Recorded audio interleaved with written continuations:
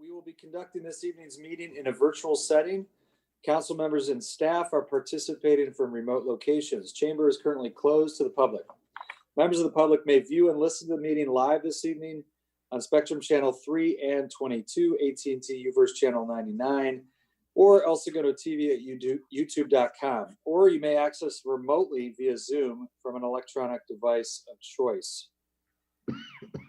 Let's see here. The meeting information for joining is outlined on tonight's agenda, which you can find online, elsegundo.org.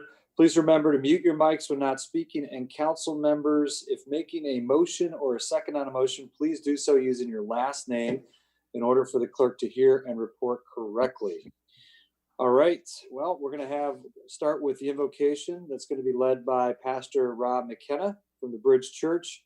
Following that will be the Pledge of Allegiance led by Mayor Pro Tem Pimentel. And do we have Pastor McKenna? There he is. Hey, Rob, good to see you, Pastor. Hi, Mayor. You, sir.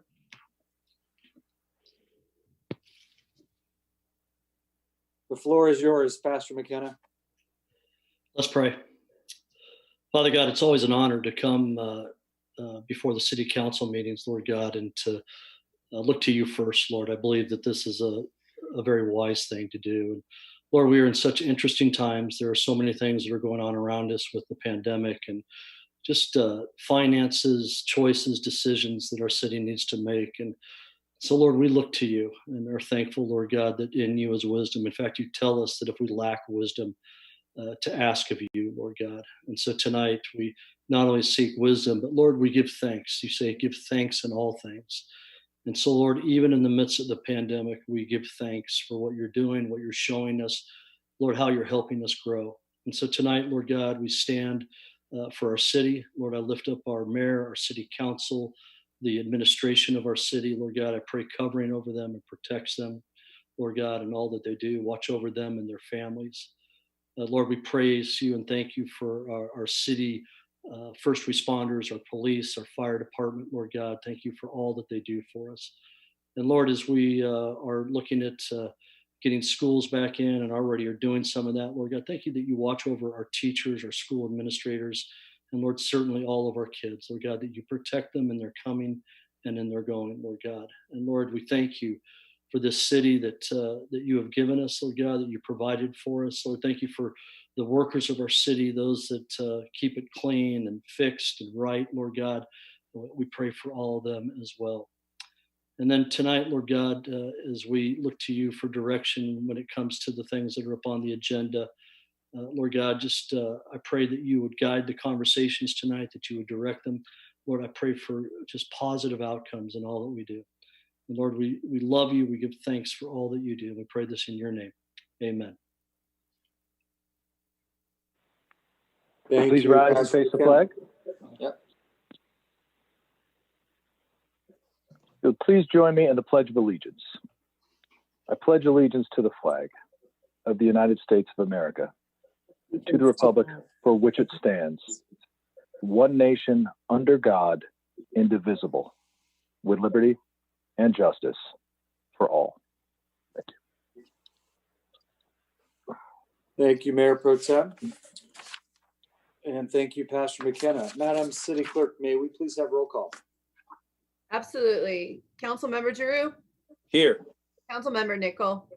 Here. Councilmember Perstuck? Here. Mayor Pro Tem Pimentel? Here. And Mayor Boyles? Here. All right, you're all present. Thank you. All right, now we have public communications. For those wishing to speak via Zoom, please click the hand icon and the host will announce your name when it is your turn to speak. If you're dialing in from a phone, please press *9 to raise the icon hand and then *6 to unmute yourself.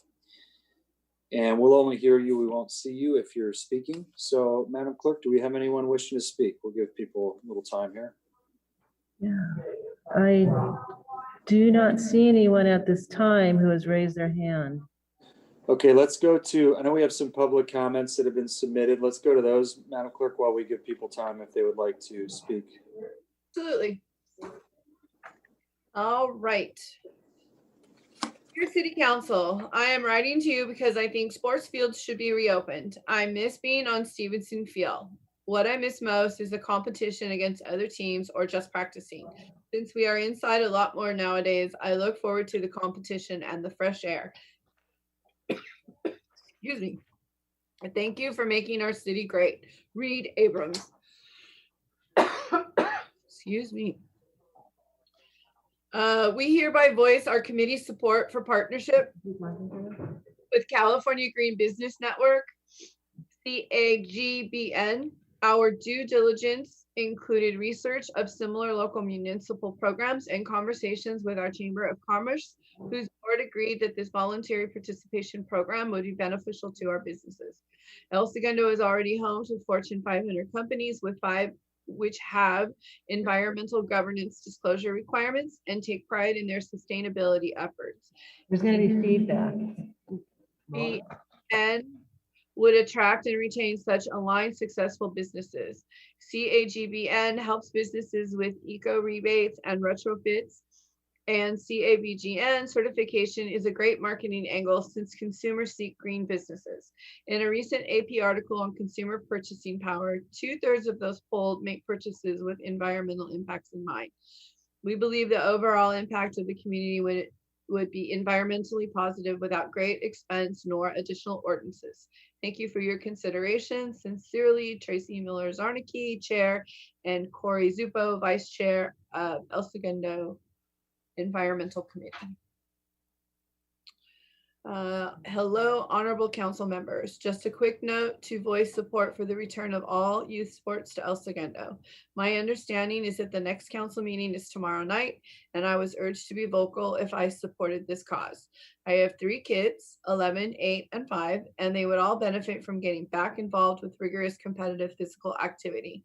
I'm sure there are ways to enforce some sane COVID boundaries, masks, while enabling sports. Thanks for your consideration. Thanks for considering my support, Chris Johnson. Dear City Council, I'm an 8th grader of El Segundo Middle School and an athlete that partakes in many physical activities around the city. One thing that should be available to kids by now is organized sports. If the kids wear masks and social distance while sitting on the bench sideline, nobody will get COVID-19 as long as you have not been in contact with someone that has tested positive for COVID-19. Organized youth sports are also good for mental health and physical health. They help kids that are dealing with depression and help them relieve stress. In conclusion, kids should be allowed to play organized sports while following guidelines and being safe. Thank you, Porter Robbins. Dear council member, I am proud to have been an El Segundo resident for over 75 years. El Segundo has always been known for its outstanding athletic programs for our youth. We have had many individual and team champions in almost every aspect of the sport, including baseball, basketball, volleyball, football, and soccer, to name just a few. In fact, in swimming and water polo, we have a number of participants represent the United States at the Olympic Games. Youth sports programs play an integral part in continuing these traditions. They contribute positively to many desirable personal values and life lessons. I respectfully urge you to support and vote for all our youth sports programs. Sincerely, Walt Puffer, class of 1947. Thank you for your tireless efforts for our community over the last year. You've been an incredible voice for us when we needed it most. Now our kids need your help. Please advocate for the reopening of our fields, courts, pools, and rinks, and for the return of youth sports. Through club sports, our family has seen firsthand that team sports can be played safely. 2 of our children have spent the last 6 months practicing and competing in baseball and indoor volleyball with no outbreaks. Babe Ruth's season is quickly approaching, and it would be heartbreaking to see another season canceled. For many boys, the teen years are their final years on the baseball field, and because of the pandemic, some will never play again. Our kids have lost so much in the last year, and they deserve to be able to play. Sincerely, Sandra and Tim Abrams. Hello, El Segundo City Council. I am begging you all to please unite with Lance Giroux in advocating for the return of all our El Segundo youth sports and all of our children in town. It has been 1 year since our kids have played competitively on a field, rink, court, or pool. I see the despair and emptiness in my own children. I've watched their mental health deteriorate without sports as an outlet. My 9-year-old son, who plays in 5 different sports, has become withdrawn and angry. My 13-year-old daughter loved playing inline hockey because of the competition, the new relationships developed, and her work as scorekeeper for ESIHA. Without having these sports as an outlet, they have changed, and it is heartbreaking to witness. The time has come for us to fight for our children and their mental health. Thank you, Shayna and Charlie Finney. I am a resident with 2 school-aged boys. I hope El Segundo lets them play in an effort to promote our sports-loving families to stay and play as a matter of public health. Without sports in El Segundo, families with resources cross city, county, and state lines to participate, exasperating the socioeconomic divide between kids who have access to healthy outlets and those who do not.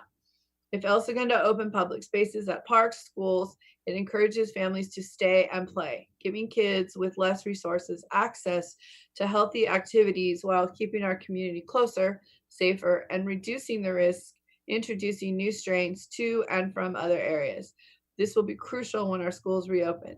The Teen Center Skate Park can serve as a model for the Stay and Play program. Courts and fields can be reserved, and the city can hire mask monitors to ensure social distance adherence. Erica Berardi. And I know I have a couple more, but maybe we could see if there's attendees and I can go grab those. Hang on.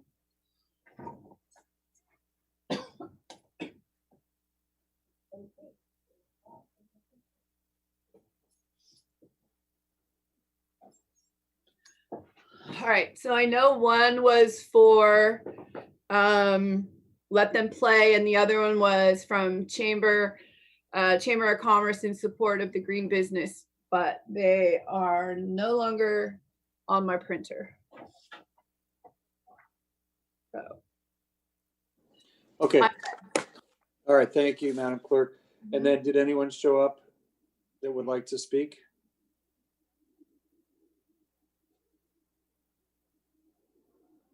Mona? No, it doesn't look like there's any hands up. Okay. Aren't any no. Would any of my colleagues like to address any of the public comments?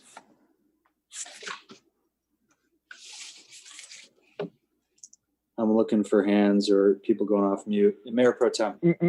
Mr. Mayor, I believe this comes back in item 6. It does. We'll have it. Yeah, that's right. Thank you for the reminder. We'll have a lengthy conversation, I'm sure, during the COVID presentation. All right. Thank you. And Green Business Network we're looking at as well. All right. That will conclude public comments. And I don't think, Mr. Mitnick, anything that you wanted to follow up on related to those? Mr. Mayor, on no, these items come up on the agenda. Okay, thank you. On the agenda. All right, we're moving on. Thank you. Item A, procedural motions. Consideration of a motion to read all ordinances and resolutions on the agenda by title only. State your last name, please. Do I have a motion to read all ordinances and resolutions by the title only? Giroux, so moved. Thank you. Do we have a second? Nichols, second. Great. Madam Clerk, would you please take a voice vote? Yes. Councilmember Giroux. Yes. Councilmember Nickel. Yes. Councilmember Perstuck. Yes. Mayor Pro Tem Pimentel. Yes. Mayor Boyles. Yes. All right, passes 5-0. Thank you. Item B, consent calendar items 1 through 4. Are there any polls? Yes, Mr. Mayor, I'd like to pull number 3. Noted. Thank you. Any others? Mr. Mayor, I'd like to pull items 2 and 4, please. Okie dokie. 2 very briefly. Okay. Do I have a motion to approve item 1? Pimentel, so moved.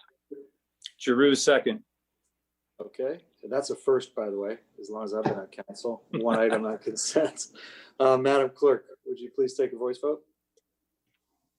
Yes. Am I on? Yes. Councilmember Drew.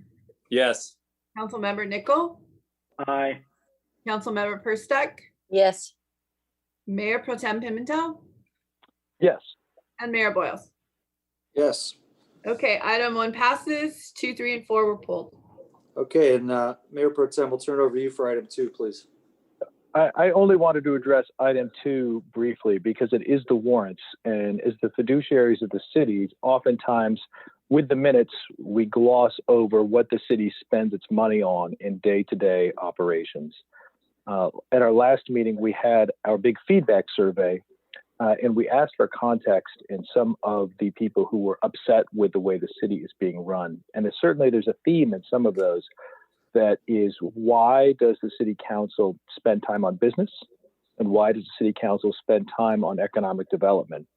And what I just wanted to highlight in here is, because those businesses and that economic development provides the funding for us to do the things that we do, that in these warrants contains, since our last meeting, nearly $800,000 in pension spending. So when we focus on these things, it isn't necessarily to gratify a desire to see new glitzy buildings. It's because we have things we have to spend money on. And some of those things are the pension piece that has dominated so much of our conversations. And I thought those warrants in here for nearly $800,000 are worth highlighting. Thank you, Mr. Mayor. That's all. Thank you, Mayor Pro Tem. Timely. Appreciate that. All right. And then Councilmember Giroux, we need to approve that. You want to make a motion to approve item 2? So moved. I'd like to move approval of the warrants on item 2. Okay. Giroux, second. Thank you, Madam Clerk. Please. Councilmember Giroux, Yes. Councilmember Nichol, Aye. Councilmember Perstuck, yes, Mayor Pro Tem Pimentel, Yes. and Mayor Boyles. Yes. Okay, 5-0, warrants pass. Great. Okay, Councilmember Giroux, item 3, if you could read it, please, and then introduce Yes, it. California Green Business Network recommendation, authorize the city manager to execute an agreement with California Green Business Network to secure a $30,000 grant from the state to start a green business program in El Segundo. So I guess my questions here is, I think I'm missing or not seeing some context on this.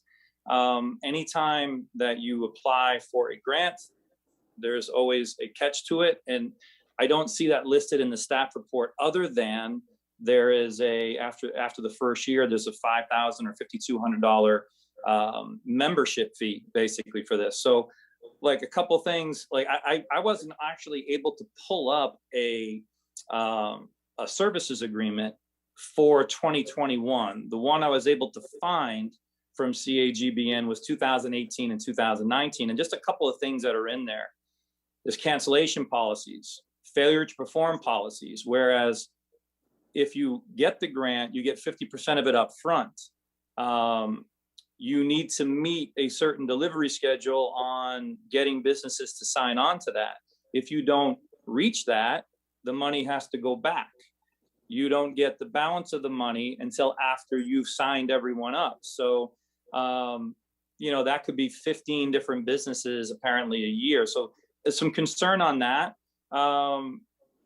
where, if you don't get 40% in the first 6 months, you have to give the money back. So I guess my big question is for Mr. Mitnick and staff is, who's going to be responsible for this? I mean, this is going to be a sales job, and one that you have to load information into a system. You have to be proactive in getting businesses to sign on.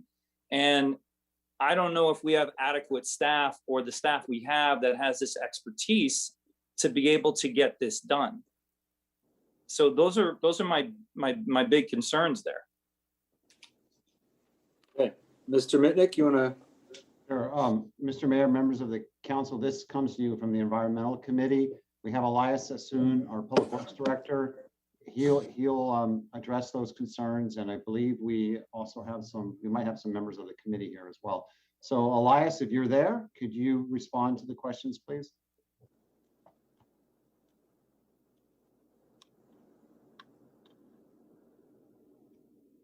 I see his name there. Yeah, he's still on mute, Scott. Oh, Elias, you have to unmute and have your video image on. Can you guys see me? Yes, sir. Okay, thank you. Thank you, Mr. Mayor and members of the City Council. This grant is $30,000 that will be applying to the state, and the local match is 50%, which is $30,000. However, The local match could be provided by staff time, and by staff time, that includes also the time not only for the staff that would be spending on this grant, but also the time that the environmental committee members, as well as Chamber of Commerce, as well as any other nonprofit organization, any public entity spends time to make these programs to be a success that accounts as a local match. So the way it works is once we apply for the grant, and if we are awarded, the grant is provided to us into two payments. The first payment is $15,000. So we can start with that $15,000, and then we have to certainly make the good faith effort and reach the threshold that we're supposed to. If we do, then the other $15,000 will come our way. If we don't, we do not owe any money back to them. We do not have to write them a check back. In fact, they'll go out of their way to work with us and help us to be able to sustain and continue with this program. So I had a long conversation with Mr. Josephine Fleming, who is the executive director of the nonprofit organization, the California Green Business Network, that is helping us to get this grant. She's on the line, she's available if you would like to further question her. I had a good conversation with her for last couple of days and also last week. So above and beyond that, I'll be more than happy to answer any more questions you may have.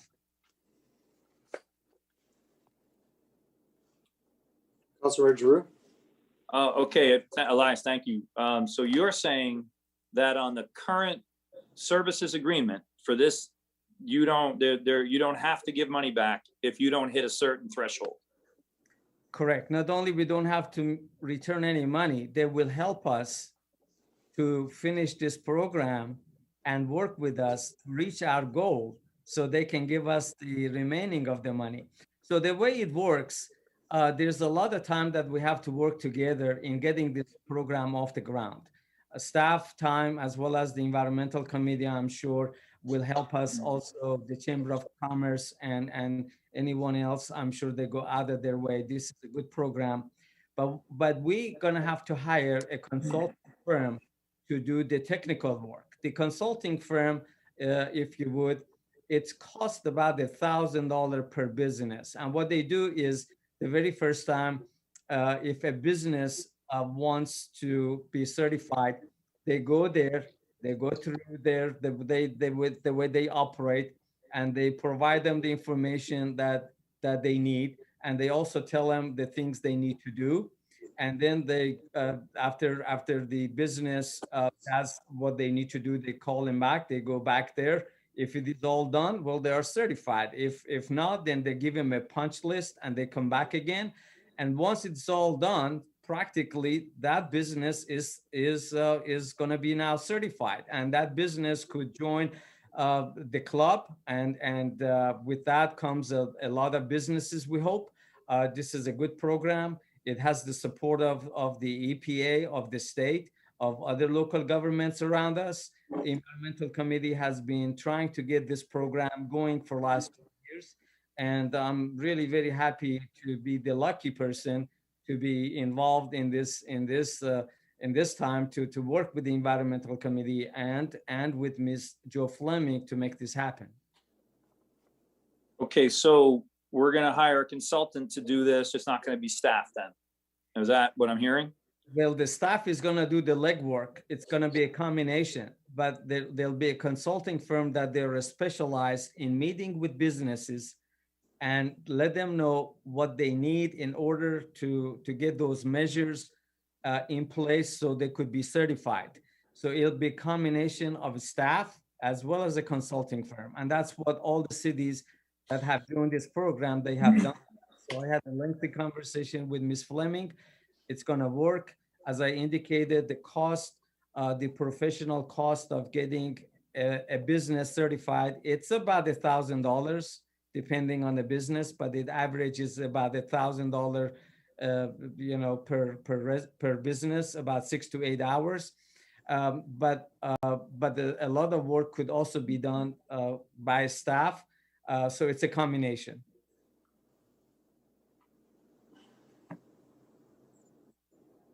There you go. Lance, you good? I have a question.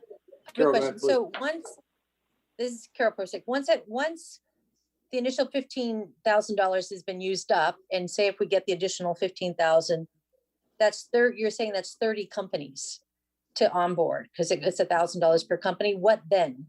Are we then have to pay every time a company wants to come aboard, that comes out of our general fund? No. So let me first go back and say we only need to get 10 businesses to be certified. So then for us, okay, so we get 10 businesses, we're certified, then what? Like, what is, Okay, just then, give me an overview of what this program is doing for us as a city, other than helping these businesses become certified themselves. Why do they need the city to be in part of that process?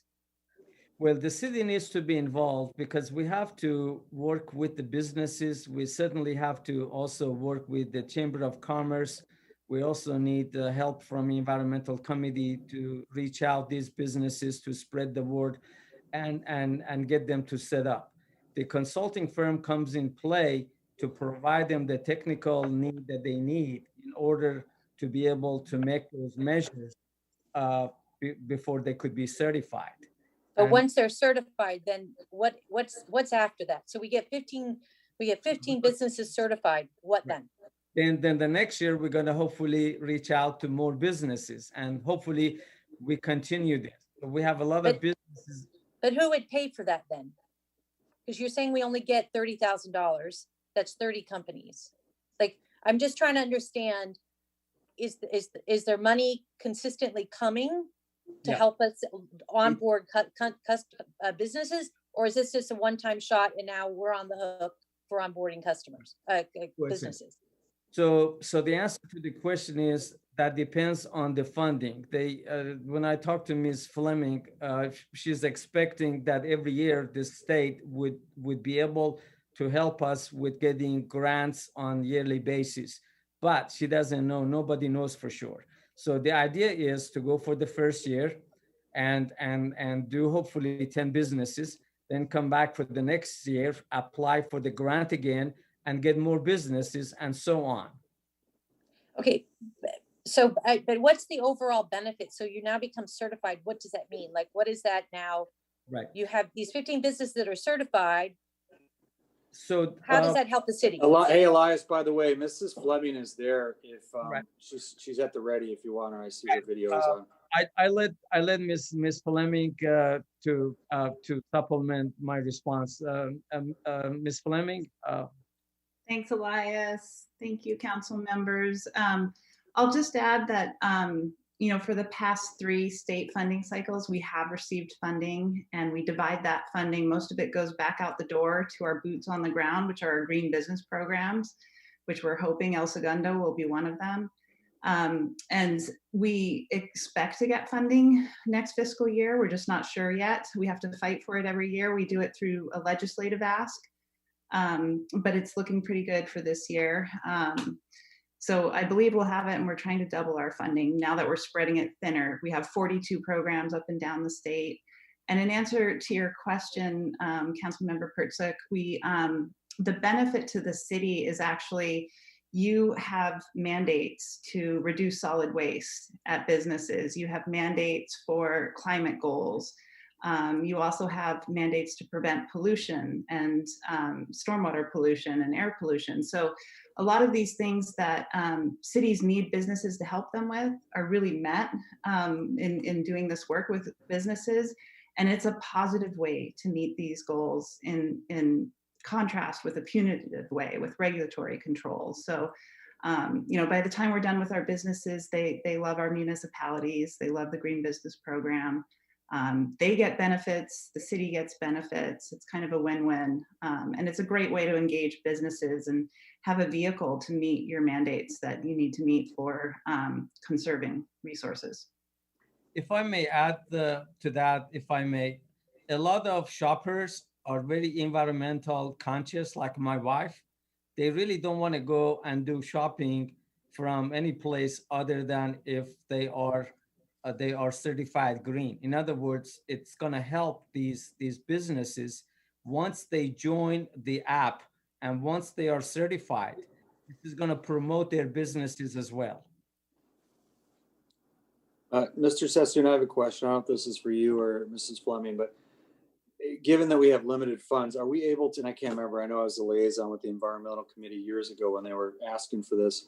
Is there a way to target specific companies so that if we can only go after 20, 30 firms, whatever it is, we go after the largest ones, the biggest producers, the ones that could have the biggest impact on our footprint?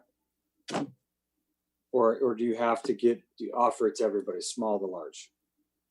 I'm going to respond, and then I'm going to be asking Ms. Fleming to also help me. I personally think that it would make sense to start off with disadvantaged businesses if we have any. I think that would be something that I first would target, and go from there. Ms. Fleming, do you want to add to this? Yeah, that's great. A great answer.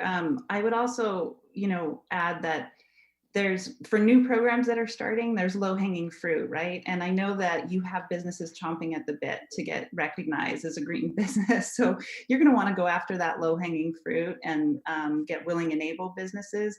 But at the same time, you want to make sure that you're promoting equity so that you are reaching businesses that can take advantage. For instance, we have $500 rebates for the businesses just in case they need to do a lighting upgrade or swap out toilets. So making sure that those reach businesses that need it the most is also important. So making sure that you have vulnerable communities involved in that equation is good. But definitely we get big environmental outcomes from working with the larger businesses, but we pride ourselves on working with the small guys too. So I just have one other question. So can't businesses get certified today if don't have this program? Or does El Segundo have to adopt this program for a business in El Segundo to become certified? I answered that question. I do not believe that today we have a program such as the one we're talking about. No, not a program for El Segundo, but in general, like this, does the state of California have a program? Or does the LA County have a program? I'm not sure why it has to be city specific. Yeah, because the services are provided by the city. So solid waste, water, sanitary sewer, everything's specific to the city, and it puts the business in touch with those municipal offerings. If we were to do this without engaging local people that do this work, we wouldn't have very much. We wouldn't be able to put the business in touch with toilet rebate, like simple little things like that. It really takes the local connection to make this program work. And so having municipalities run the program is the formula, the winning formula that we've come up with. We did just recently open up our program because businesses that were outside of program areas, outside of the 42 we have, were getting really upset, quite honestly, that they couldn't get certified. And so we're just piloting having a fee for service with those businesses. And it's hard. It's hard to do all the work that the compliance checks alone to figure out how to do that in an area that's not your own is tricky. So the winning formula is definitely municipally run green business programs. Okay. Any further questions, or can we call for the vote? Mayor Pro Tem, you want to say something? Mr. Mayor, I've got a few. Who for us, if it's next year and we're paying our $5,000 membership fee and there's no state funding, who's administering that? Is the chamber administer that? Is that come out? Elias, are you administering? Who's looking and saying, well, we spent this money. Is anyone cheerleading this program and signing up new businesses? Yeah, the Public Works Department will be spearheading this program. I'm very confident that Ms. Fleming is going to support the city staff. I'm sure that environmental committee members are also going to support us. If the next year funding is not available, then we do not owe $5,200 to the California Green Business Network outfit. In other words, if we do not get the grant, we don't have to pay anything. So that's. Are you certain of that? In the staff presentation, it says the first year there is no fee, and then every year thereafter is the $5,200 fee. Is that incorrect? No, that is correct. But what I'm saying is next year we would have to, we are going to go back and apply for the grant again. So if there is no grant available, then we don't have to pay that fee. Correct me if I'm wrong, Ms. Fleming. If there's no grant, do we withdraw from the program? Is it like any other subscription service? You just call in and cancel your subscription? I let Ms. Fleming answer that question. Yeah, that's certainly your prerogative. If you decide that, you know, that you can't pay those fees without the state's funding that flows through the California Green Business Network. I will say that with those fees, you're getting, you know, a green business program in a box. The great news about, you know, being the 43rd program, if that's potential, is that everything's already built. You have a web-based database for tracking the businesses through the program, for measuring the environmental outcomes. We do a lot of statewide marketing. We provide the window clings, the recruitment cards, you know, we do a lot of, you know, advertisement and social media. So that money goes a long way. But, you know, there's things that we can't pay for with the grant funding. For instance, my time right now that I spent all day on budget subcommittee hearings and with your city council, I can't pay for that with grant funding. I have to pay for that in other means. So it's a small amount of funding to pay for what we need to do to be able to achieve the things we've been able to achieve. And you get a lot for that funding. But if you decide not to move forward after the second year, that's certainly your prerogative. We haven't had that. We don't let you go. Not our municipalities don't tend to want to leave after they start the program. Do we get the sense that especially some of our larger businesses are going to be complying because of regulatory pressure anyway? When this just allows them to get a laurel for doing it rather than a lack of a punitive stick, they are able to attend or advertise that they've complied voluntarily? Our checklists that businesses meet are above and beyond compliance. So these are things that businesses do not necessarily have to do.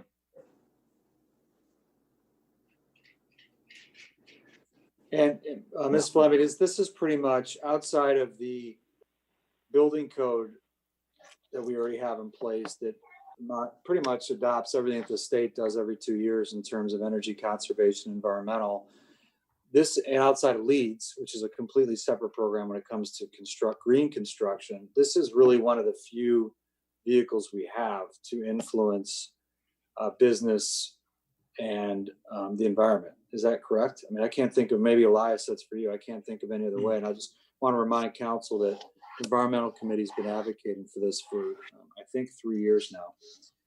And in the discussions I was in, it was pretty, well, it wasn't pretty, it was unanimous that the entire committee supported this program. Mr. Mayor, you're absolutely correct. This program has nothing to do with LEED certification or with code or any of that. Yeah, and you know, we work hard to make sure that this program is free to businesses. A lot of the LEED is very expensive. So this is a program that's actually attainable and it looks at business operations. So you don't have to have, build a new building or remodel your building. You might have to do a lighting retrofit or a plumbing retrofit. So it's very attainable for businesses. So Okay. the last thing I got on this is that, look, my concern is staff time. My concern is how much staff time is going to be put into this. And look, the reason why I'm saying it is, obviously, we're going to talk about it tonight from a budget standpoint. We got issues. Is this putting more of a burden on that? I would just like some context of what we think it might cost us in hours. And there's no context within what I'm seeing. So while I'm not against the idea, I just, from what I'm seeing, I'm just not syncing it all up to be able to say yes without all of the information there. And I understand everybody's worked hard on this, and I'm sorry to be a fly in the ointment on it, but this is all new to me. So the research I've done indicates to me that I just think we're going to have an issue from a staffing perspective and how we're going to get it done.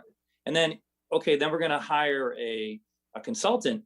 Does at some point make us pull from the general fund to pay for it? Do we see that happening, or can we put a caveat on that? I'm just struggling with what I'm seeing. That's all. Right. I don't. It's not clear to me. Let's ask Elias, can you address his question about number of staff hours and some limitations on it? Of course.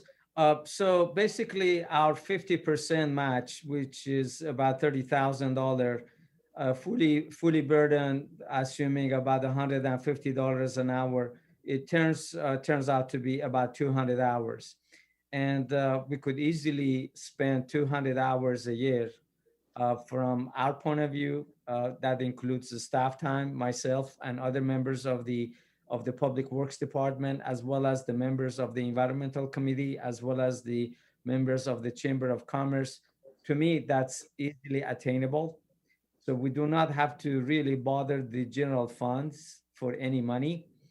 And with the money that we get, the cash money that we get from the state, with that $30,000, we can accommodate the consulting firm that we need to have on board to help us. So this is one of those unique situations where you do not have to literally put any money up front. We can match the local dollars. Local match could be done by means of staff, as well as environmental committee's time, as well as Chamber of Commerce time, as well as any other entity that is public entity that is acceptable. And to me, this is a good program to go. I even am willing to work after hours because I really fully believe in this program. It works very well for other cities. I've checked with them. This is a good direction to go. It doesn't cost any money. And the worst scenario, we do not have to continue in next year. Can I ask one last question? Because I think that this is just, I know if this has come up year to year to year to year, and we haven't done it yet, I guess the question, maybe this might be a question for the deputy city manager, if she's available. Is this something that the chamber is asking us for as well? Or is this something where they, grit their teeth and say, yes, that sounds good?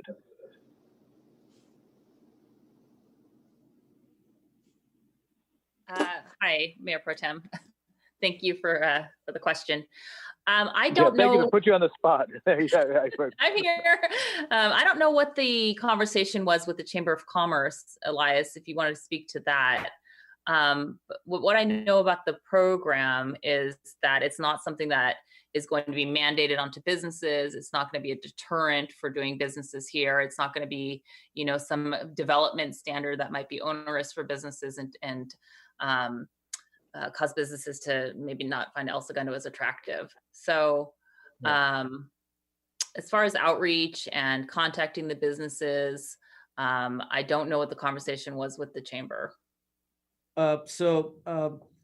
Pro Tem, Mayor Pro Tem, I personally have not had any conversation with the Chamber of Commerce, although secondhand, I understand that they are for this program.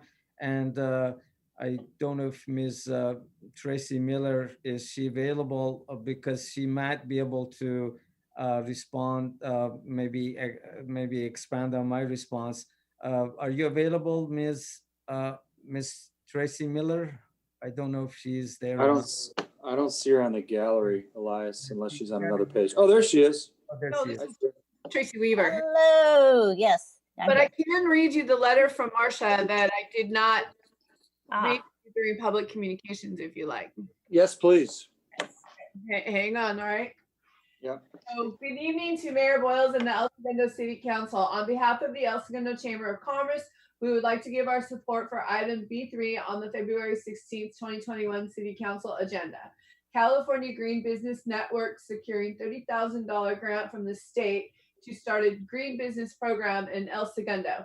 As you may know, many of our El Segundo corporate partners have implemented green practices in their businesses, and we support the encouragement of green practices throughout our community. The Chamber supports the El Segundo Environmental Committee's endeavors in these efforts. Thank you, Marcia Hanson, El Segundo Chamber CEO and President. Very well. Thank you very much. I appreciate it, Madam Clerk. Yeah. Tracy Miller-Zarnicki, while we have you here, would you like to add any context? I just want to clarify one thing before you do. Chris, we never voted on it before. It just came up in environmental committee multiple years, and the staff, we didn't have a staff champion for the project, if I recall correctly. And Tracy, I'm sure, can expound on that. Tracy? Yeah, I'll make it quick because I know you guys have a lot on your agenda here. So hello, everyone, first of all.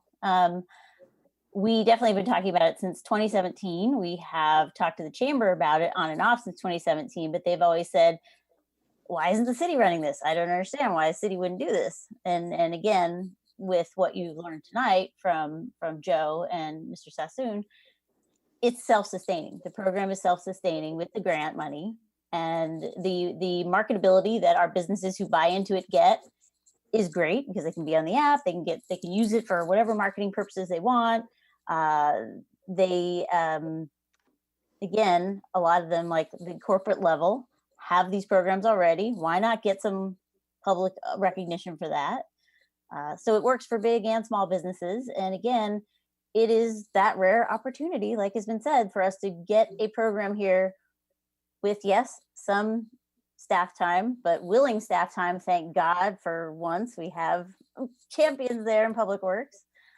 We are grateful for that. And, you know, again, you're not on the hook for anything if we can't get the grant money and somehow staff gets laid off and can't do it. So I implore you to please take this rare opportunity, grab that green coin as it's being presented to you, and let it move forward.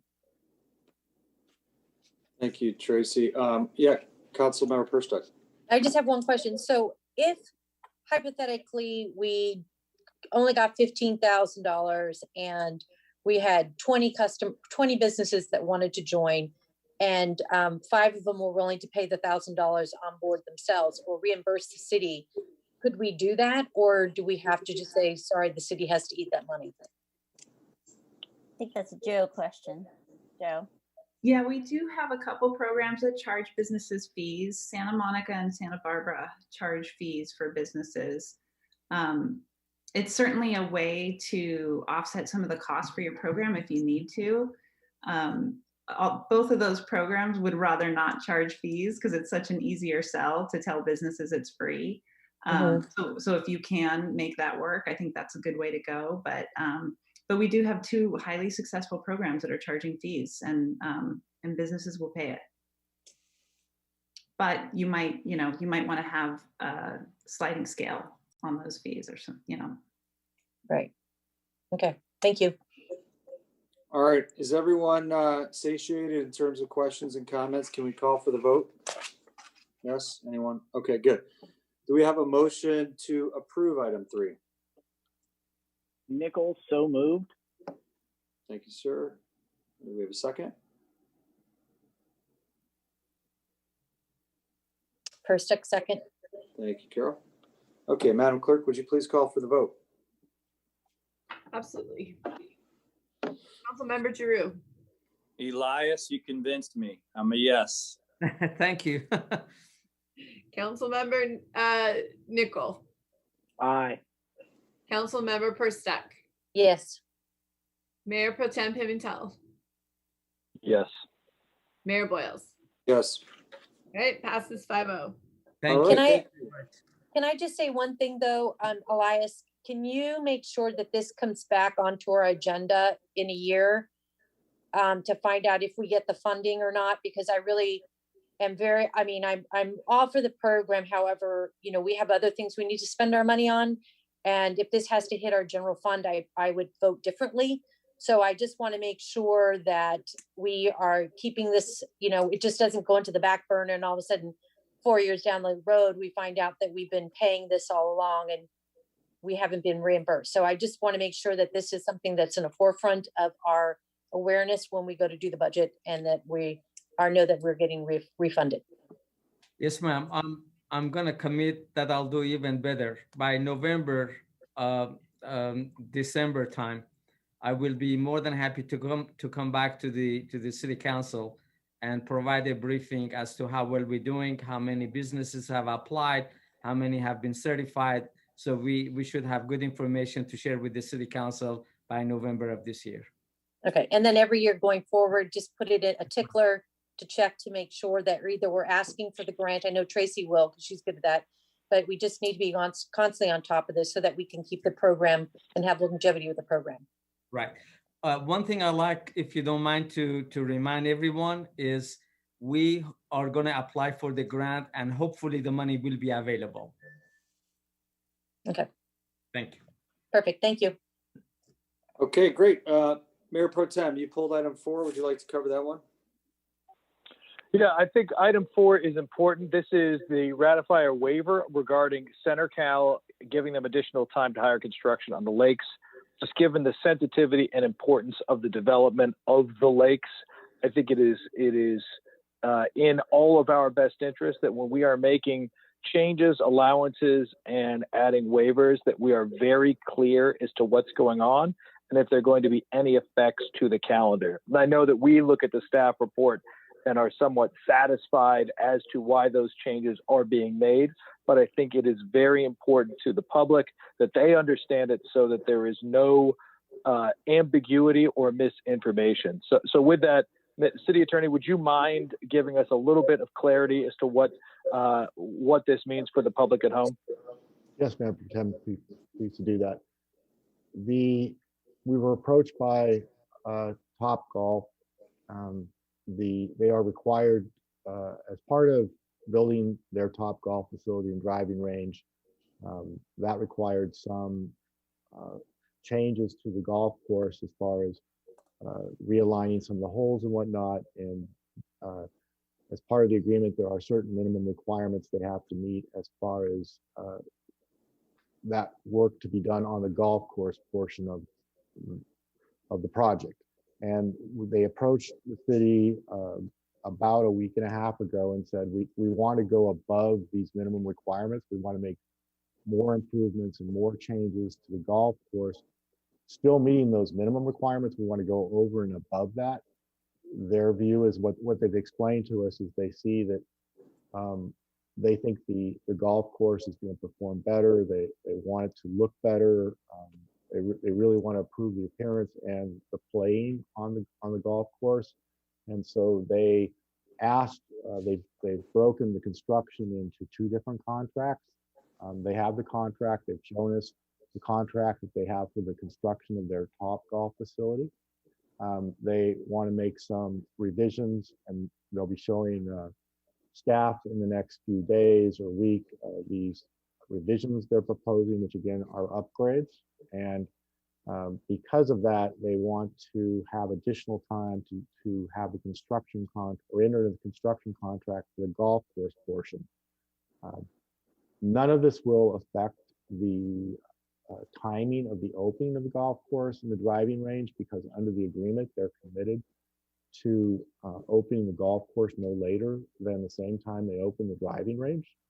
And so they will still have to meet that deadline, and they understand that, and this waiver provides that. We're simply giving them additional time to show us or to enter into the contract on the golf course portion. They will still have to complete those improvements at the same time so they can meet we're not changing the requirement about when that has to be open. So the timing will, as far as the completion, will remain the same. I hope I answered your question. No, you did. And that's the driving point that I really wanted to make clear, is that this will not affect the length of the project.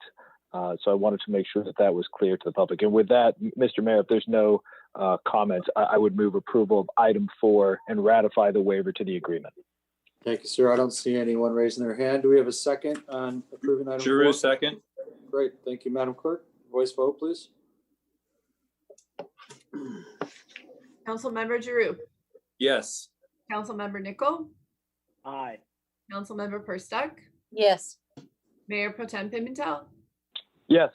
and Mayor Boyles. Yes. All right, pass 5-0. Thank you. All right, we're on to a public hearing. We have a public hearing for the proposed city water and wastewater rate adjustments for fiscal year 2020, 2021 through fiscal year 2024 through 2025. This is the time and place here to fix for a public hearing related to Proposition 218, majority protest process for proposed city water and wastewater rate adjustments. Received written and verbal testimony in response to proposed city water and wastewater rate adjustments for fiscal year 2020 to 2021 through fiscal year 2024 through 2025. To adopt a resolution certifying the protest ballot results. And also, if a majority protest does not exist, introduce an ordinance setting city water and wastewater rates and charges pursuant to Health and Safety Code 5471 and also going to Municipal Code 11-1-5. City Clerk, was proper notice of the hearing given in a timely manner? It was. Great, thank you. Has any written communication been received regarding the public hearing? We have not received any. Okay, thank you. Public hearing is now open. Mr. Mitnick, who will present?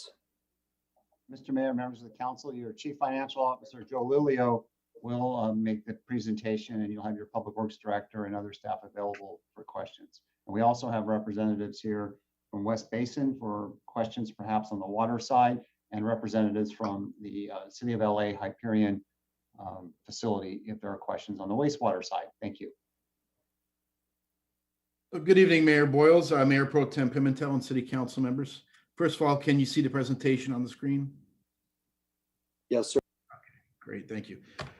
If council's okay with this, I would like to get through the slides. It should take me no more than 4 or 5 minutes, and then open up the questions to City Council, if that's okay with the council. All right, so this slide, this slide depicts the rate study process that began back in the summer of 2019. The city began with the rate setting framework, which defined the financial goals and policies and also set pricing objectives. Then we moved on to the financial plan, which covered the evaluation of CIP and financing options, as well as cash flow analysis for financial stability. And then the next phase was the cost of service and rate design. And finally, we're here tonight, the final rate adoption. So some observations to cover. The water fund is financially healthy. Rates just need to be adjusted to reflect the current operational cost and projected increases from West Basin to purchase water. So we're asking for a 0% CPI increase this year, and then each January 1st, beginning in 2022 through 2025, so it's 4 years of 3% increases each year. Again, that's to keep up with the cost of operational costs that the city incurs, and also the increase to the purchase of water from West Basin. The wastewater fund is not in a financially sound position. There have been significant increases that occurred over the last 4 to 5 years and are projected to continue to occur for the City of LA Hyperion treatment plant. That's for treatment of wastewater. Rates need to be adjusted to reflect the current operational costs and projected increases from Hyperion. So what the ask here is beginning April 2nd of 2021, 9% increase. And then each January 1st, beginning in 2022 through 2025, anywhere from a 9 to a 9.5% increase each year. And that would be the maximum. Okay, I'm going to touch on water rates. El Segundo is 100% dependent on West Basin for imported water, so we do not have any local potable ground source. The city does not produce or treat water.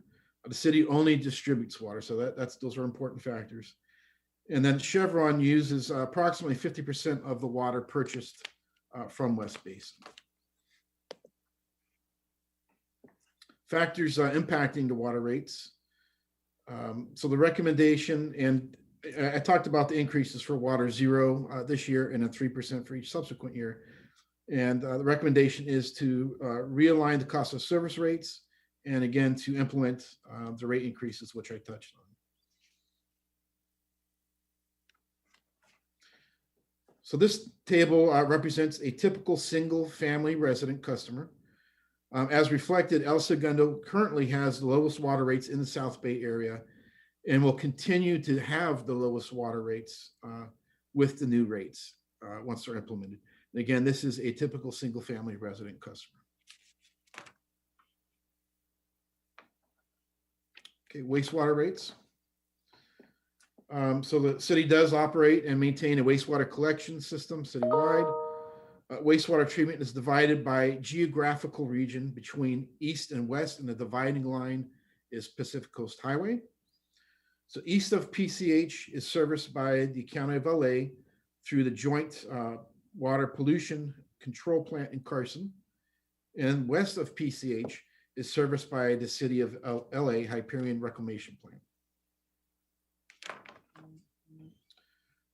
So some factors impacting the wastewater rates. One, the city has not increased wastewater rates since 2016. The 2 prior rate increases were 2%. So that was in 2015, 2016, 2% each year.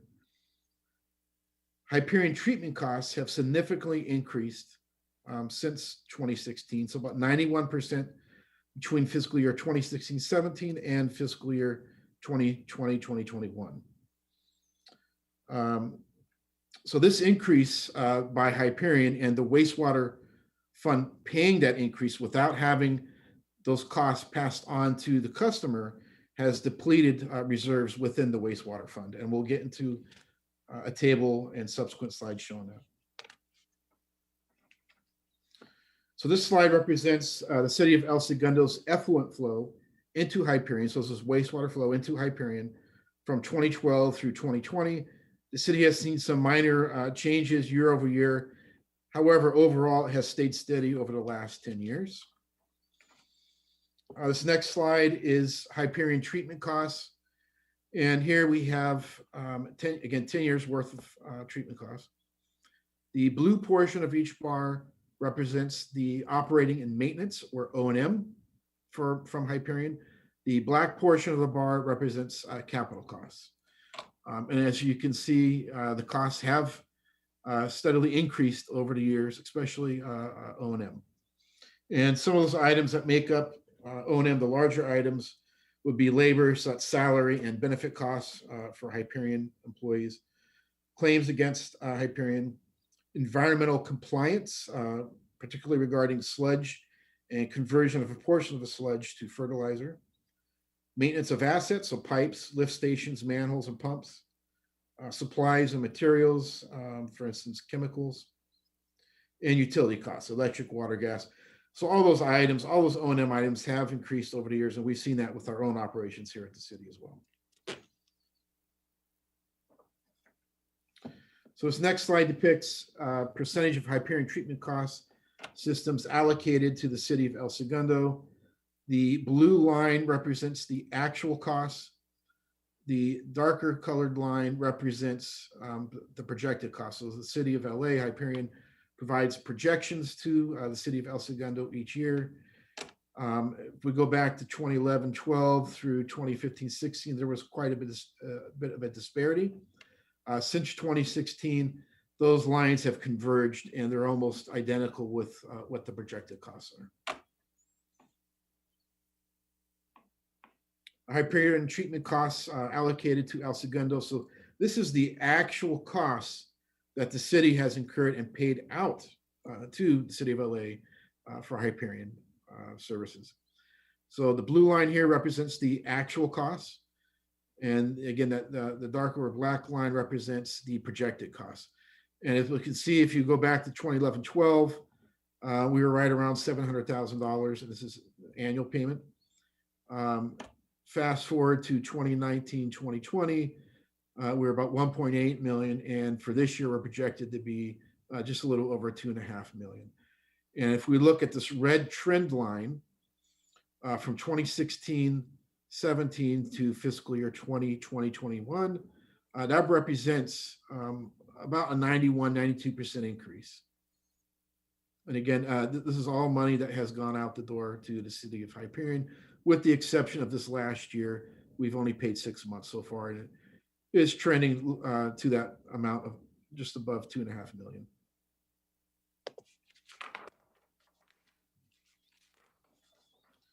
So again, the proposed wastewater rate, we are asking for a 9% increase that would be effective April 2nd, 2021, a 9% increase for January 1st, 2022, and then 9.5% each January 1st, 2023 through 2025.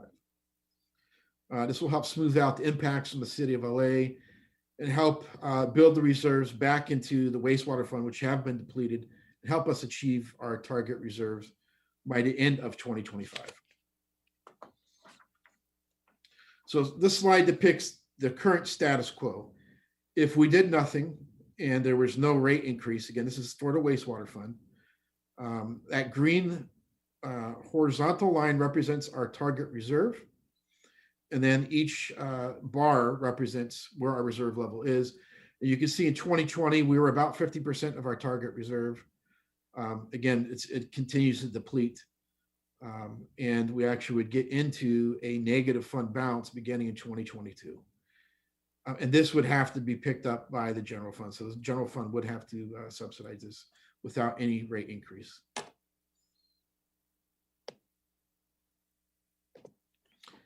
This depicts the financial position of the wastewater fund with the 9% increase for this year, 9% next year, and 9.5% each subsequent year. So you can see again that green horizontal line represents the target reserve level, and we do not reach our target reserve level until 2025.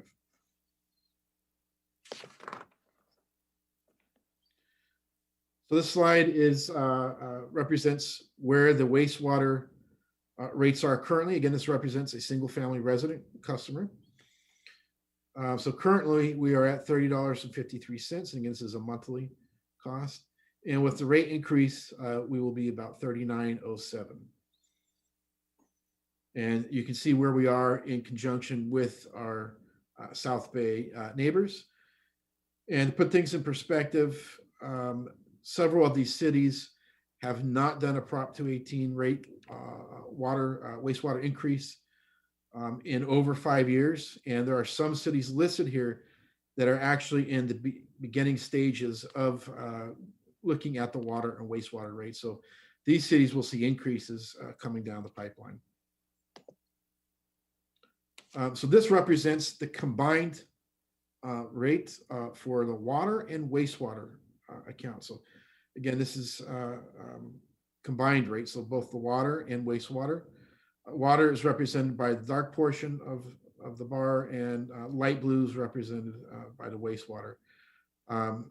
So again, with the new rates implemented, we're projecting an average rate customer to spend about $88.64. You can see where that puts us compared to our neighbors.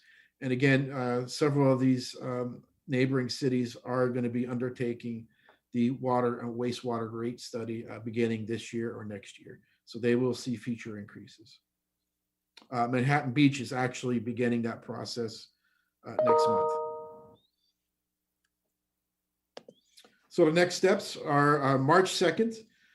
If council does approve this item tonight, we will come back on March 2nd for the second ordinance reading and adoption of the new rates.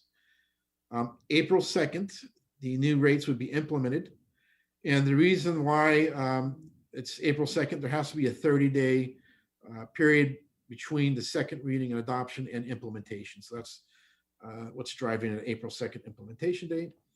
And then again, each January 1st, 2022 through January 1, 2025, there will be a 3% rate increase for water, again, maximum increase. And then for wastewater, 9% in 2022 and 9.5% each year thereafter. And then again, this rate process would start again sometime in 2025. So that completes my presentation to council. I'm open to any questions. And again, City Manager Mitnick did mention we do have our business partners on this call as well from Hyperion, West Basin, and we do have our rate consultant, Reftelis, is here as well. Joe, would you mind shutting the presentation so I can see everybody in the gallery, please? Yes, sir. That's great, thank you. I just remind council that these should be questions, technical questions, not necessarily comments, because we haven't opened for public input yet. Councilmember Nickel. It is a public hearing. You can just open it up. I mean, my question is to staff based upon a question that was asked in the previous meeting, but that can wait until after public comment. But Scott, actually, yeah, I misspoke. We're doing council discussion after we do the tally of the votes. So what I'm seeing on my script here. So is that right, Madam Clerk? Yes. Okay. So if you have technical questions for Joe and team, that's great. Councilmember Perstuck. My question is about the fees and about the timing of when we increase the fees, so we can wait. I can wait till later in the presentation. Okay. I have one technical question. Joe, I noted in the presentation, the wastewater O&M chart seemed different from what it looked like last week. Was there a number correction? Because there's significantly higher changes in that bar graph a week and a half ago than there are this week. So yeah, I can respond to that if you don't mind.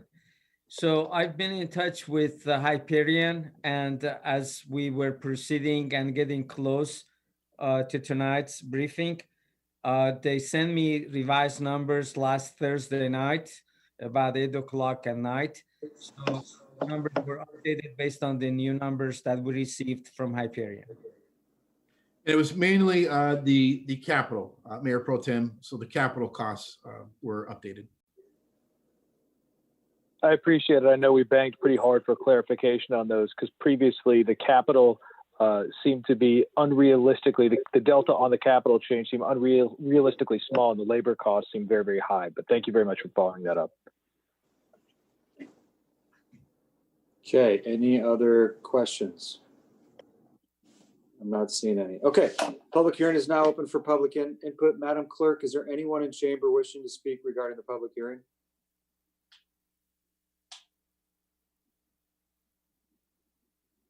No? I can't hear you, but I think that's a no. And then I think we've already covered this. Tracy, for you, have you received any written public comments? I have not. Okay, thank you. Next up, if anyone has a protest ballot that's at City Hall, please follow a member of the AHIMT, that's the All Hazard Incidents Management Team, into chamber and hand your ballot to Mona Schilling at the podium. This will be the last opportunity to turn in a ballot. Correct. Here to turn in a ballot. There is someone. No one. Okay, thank you. Okay, if someone on council would like to make a motion to close the public hearing, please do so, stating your name. Perstick, so moved. Thank you. Nichols, second. Thank you. And I don't think we have to take a vote on that, do we? Nah, we should, but that's okay. Okay, it's not on my script, so I'm going off script here. Madam Clerk, voice vote, please. I missed it. Councilmember Giroux. Yes. Councilmember Nickel. Aye. Councilmember Perstick. Yes. Mayor Pro Tem Pimentel. Yes. Mayor Boyles. Yes. Okay. Okay, now thank you, 5-0, thank you. Now that the public hearing is closed, no more ballots may be received. This item will be continued until all protest ballots are verified and counted, I should say. So no new votes. So have you finished the vote count? Yeah, can you guys give me 2 seconds to walk down the hall to chamber and grab the information? And Absolutely. I will right back. Absolutely.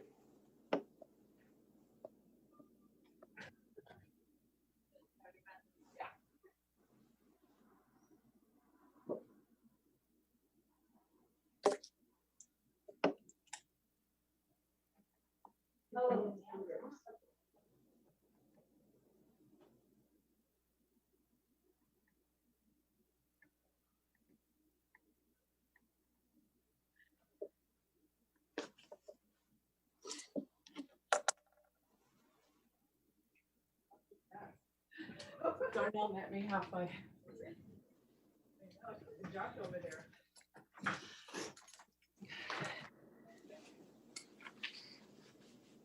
Okay, so I do have your tallies.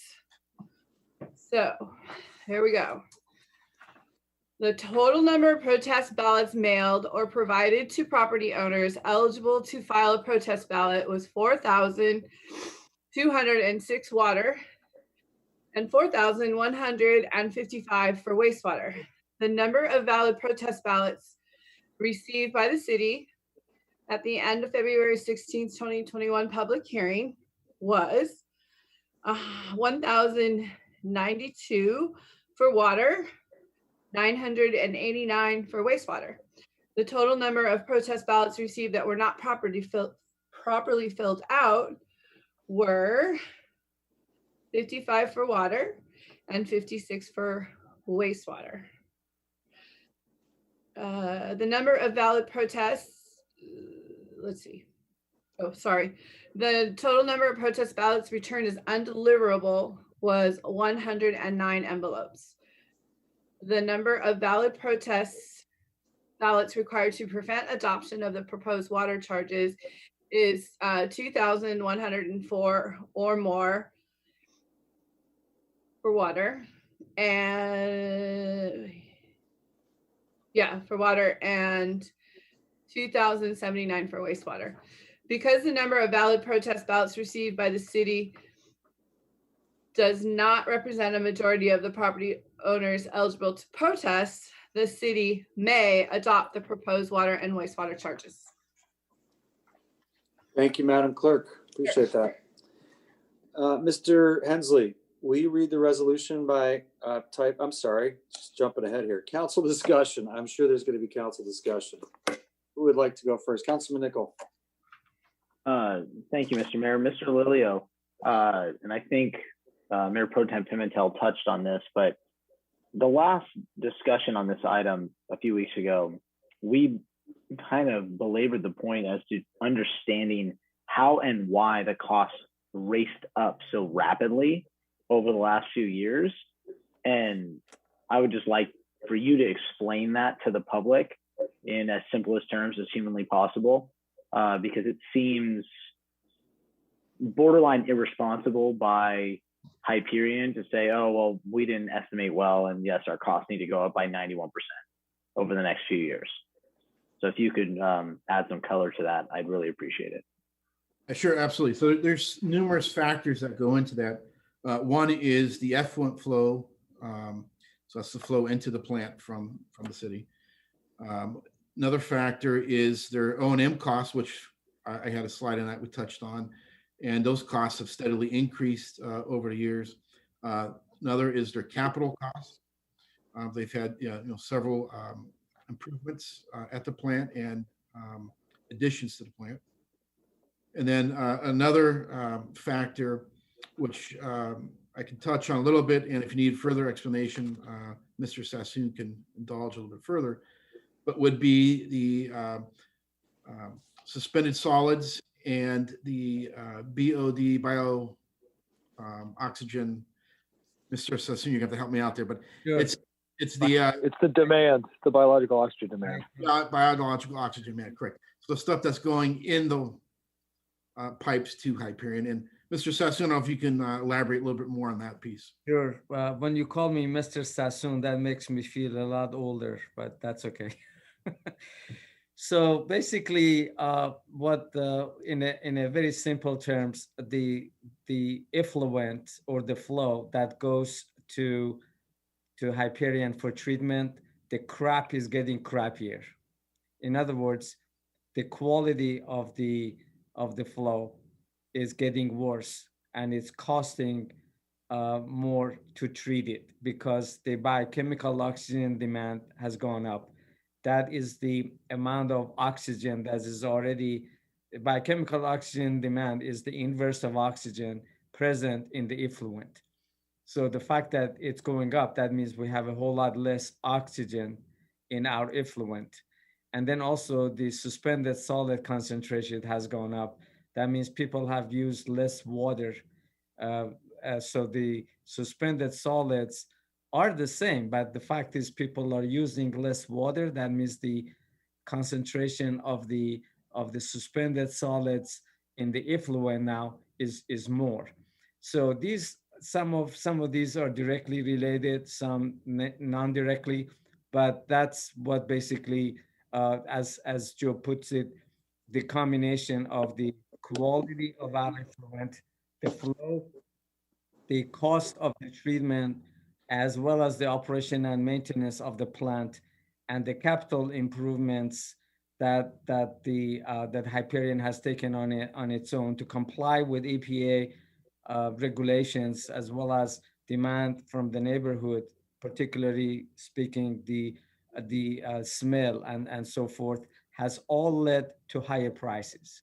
Now, 91%, as Joe included or showed on his slide, the 91% compares the actual cost that we paid in year 2016 and 17 and compared it with the projection cost for this coming 2021. So that projection cost may very well not be exactly what Hyperion had projected. In other words, the 92% may be less percentage, if that makes sense. Yeah, great explanation. Councilor Perstuck. Yeah, so just basically as a recap, as residents have instituted low flow toilets, it's now costing us much more money to treat the waste because there's less water flowing with the waste, correct? Yes and no. They still have to treat that suspended solids. The fact that the concentration of suspended solid is higher and I'm familiar with some of these plants, it could really lead to more cost, although it doesn't cost a heck of a lot more. It costs a little more. What really is more costly is the biochemical oxygen demand. That value has gone up. That means our effluent has listed oxygen in it, which costs more money to treat. The suspended solids, they had to treat that anyway. So I really attribute the cost more toward the biochemical oxygen demand than suspended solid. But we've got representatives from Hyperion. If they want to add to my comments, they are more than welcome to. But that's the knowledge I have, because I've worked with other places. When I was in Dallas, I worked directly with the Trinity River treatment plant, which is very similar to Hyperion. So, I almost got my license to run a plant too. So I'm familiar with that, although I'm not as familiar with it as Hyperion folks are, which are on the call. I think Mayor Pro Tem would like to can I throw in one thing, and only because I wanted to follow up Councilmember Pierstick, as I think this may be relevant, is with a city on the west side of PCH with only 17,000 residents, 15.8, but peaking at 17, this could be a sign of sort of rude economic health as well. So when you see things that have enhanced BOD, that could be relative to performances of density in Smoky Hollow, with newer businesses having more people, and also with a robust restaurant business can really drastically change this, because we've spent now 2 weeks trying to reverse engineer how, with lower flow toilets coming out of a super drought, things could look like this. And those are some of the things that we've landed on, like what could drive that BOD very, very high? Well, maybe it's a daytime density in Smoky Hollow of workers going in there, and it could be just really robust addition of residential restaurant capacity and usage of those restaurants, because food going down those pipes, it's not all restroom waste. It can also be gray water and disposed food waste as well. Hey, Chris, have I mentioned how much I appreciate you taking over for me on the sanitation district? You're so good at it. Only the best from you, Mr. Mayor. Only the best from you. Thank you. So I have another thing. This is Carol Persick, and I have another thing. So back to Councilmember Nichols' point, as far as why did it go up 91% over such a short period of time, I would like to suggest that we as a city reach out to other cities who use the Hyperion and create a oversight committee or a council to evaluate similar, to be like oversee some of what the Hyperion is doing and have a voice at the table, similar to the way we do for the regional sanitation district. And I know that doesn't exist today. And I think that it would behoove us and as representatives of our city, of our residents, to create that council and reach out to other cities so that the Hyperion does have someone to answer to other than just the LA City Council. Okay. Thanks, Carol. That's an interesting point. I just want to comment on that. Like I had a similar, well, it's related to that, which is, and I think I asked this last meeting, we talked about this. In terms of oversight, I got to believe with all these employees in the sanitation at Hyperion that pensions are going to be the same challenge that we have, where the next 4 or 5 years are going to be brutal based on CalPERS returns. When you look at the O&M, I guess to Carol's point, at what point can we say time out? I know sanitation district is different because we're all part of LA County, so we govern that. We don't govern an LA City enterprise, but is there a way for us, to Carol's point, to have a seat at the table, so to speak? I can answer that. Scott, go for it, please. Mr. Mayor, members of the council, we can approach Hyperion or the City of LA Sanitation Department to request that there be some sort of advisory group, if you will, of the cities. We're not really members. We just contract with them, if you will, to they take our waste. They don't. I don't know if they legally have to, but they do. There's an arrangement. We can ask for that, and there's always safety in numbers for the cities and unincorporated areas that are customers of theirs to get together. Like the city of, for example, city of Burbank and Santa Monica, I think are member, or they pay into the system. We could do it that way. I think there's value in doing that. You mentioned their pensions. Yeah, I'm sure they have pension challenges. They're not part of CalPERS. They're a 37 Act city. They have their own pension program.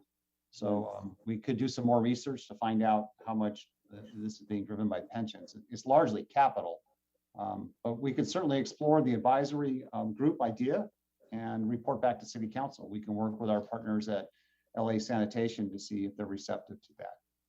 I think there'd be a lot of value. In fact, probably even at the staff level, we should be working, the public works directors of the various cities that are part of this should be talking on a regular basis. Thank you, sir. Councilmember Giroux, do you have your hand up? Yeah. Yes. So, Mr. Mitnick, you said we have someone from Hyperion here. Who would that? There are a few people. Dale, I see your name. I think, are you going to be the main representative here? Could you address this issue with the council if you're there? Yeah, this is Dale Burgoyne. We do have an annual meeting where we discuss these sorts of things with our contract agencies. We had the most recent one in December. Most of what we talk about is things that we bring up. The contract agencies, though, have the option of discussing whatever they want related to their wastewater service. So, Dale, you were the representative last time we had this discussion. Am I correct on that? That's correct. And I remember one of the things that you seemed surprised about was that the 92% number was extremely high, and you had never heard of that before. Correct. Have you since been able to figure it out? Because Mr. Lilio, if you could, I hate to kind of have you bring up that presentation again, but just slide 14 is the only thing I want to see. And after I look at it, we can put it away. But Mr. Burgoyne, I was wondering if you can take a look at that upward curve. I have never, ever seen a service company in my life raise rates and or have cost increases by that much over a 4-year period, ever. And I just am really confused how that can happen. And then what's even scarier to me is if you look at the last part of that graph, it goes straight up. So where do we see it going over the next 5 years? Are you going, I don't know, are we going to double it again? Are we going to go 92% more?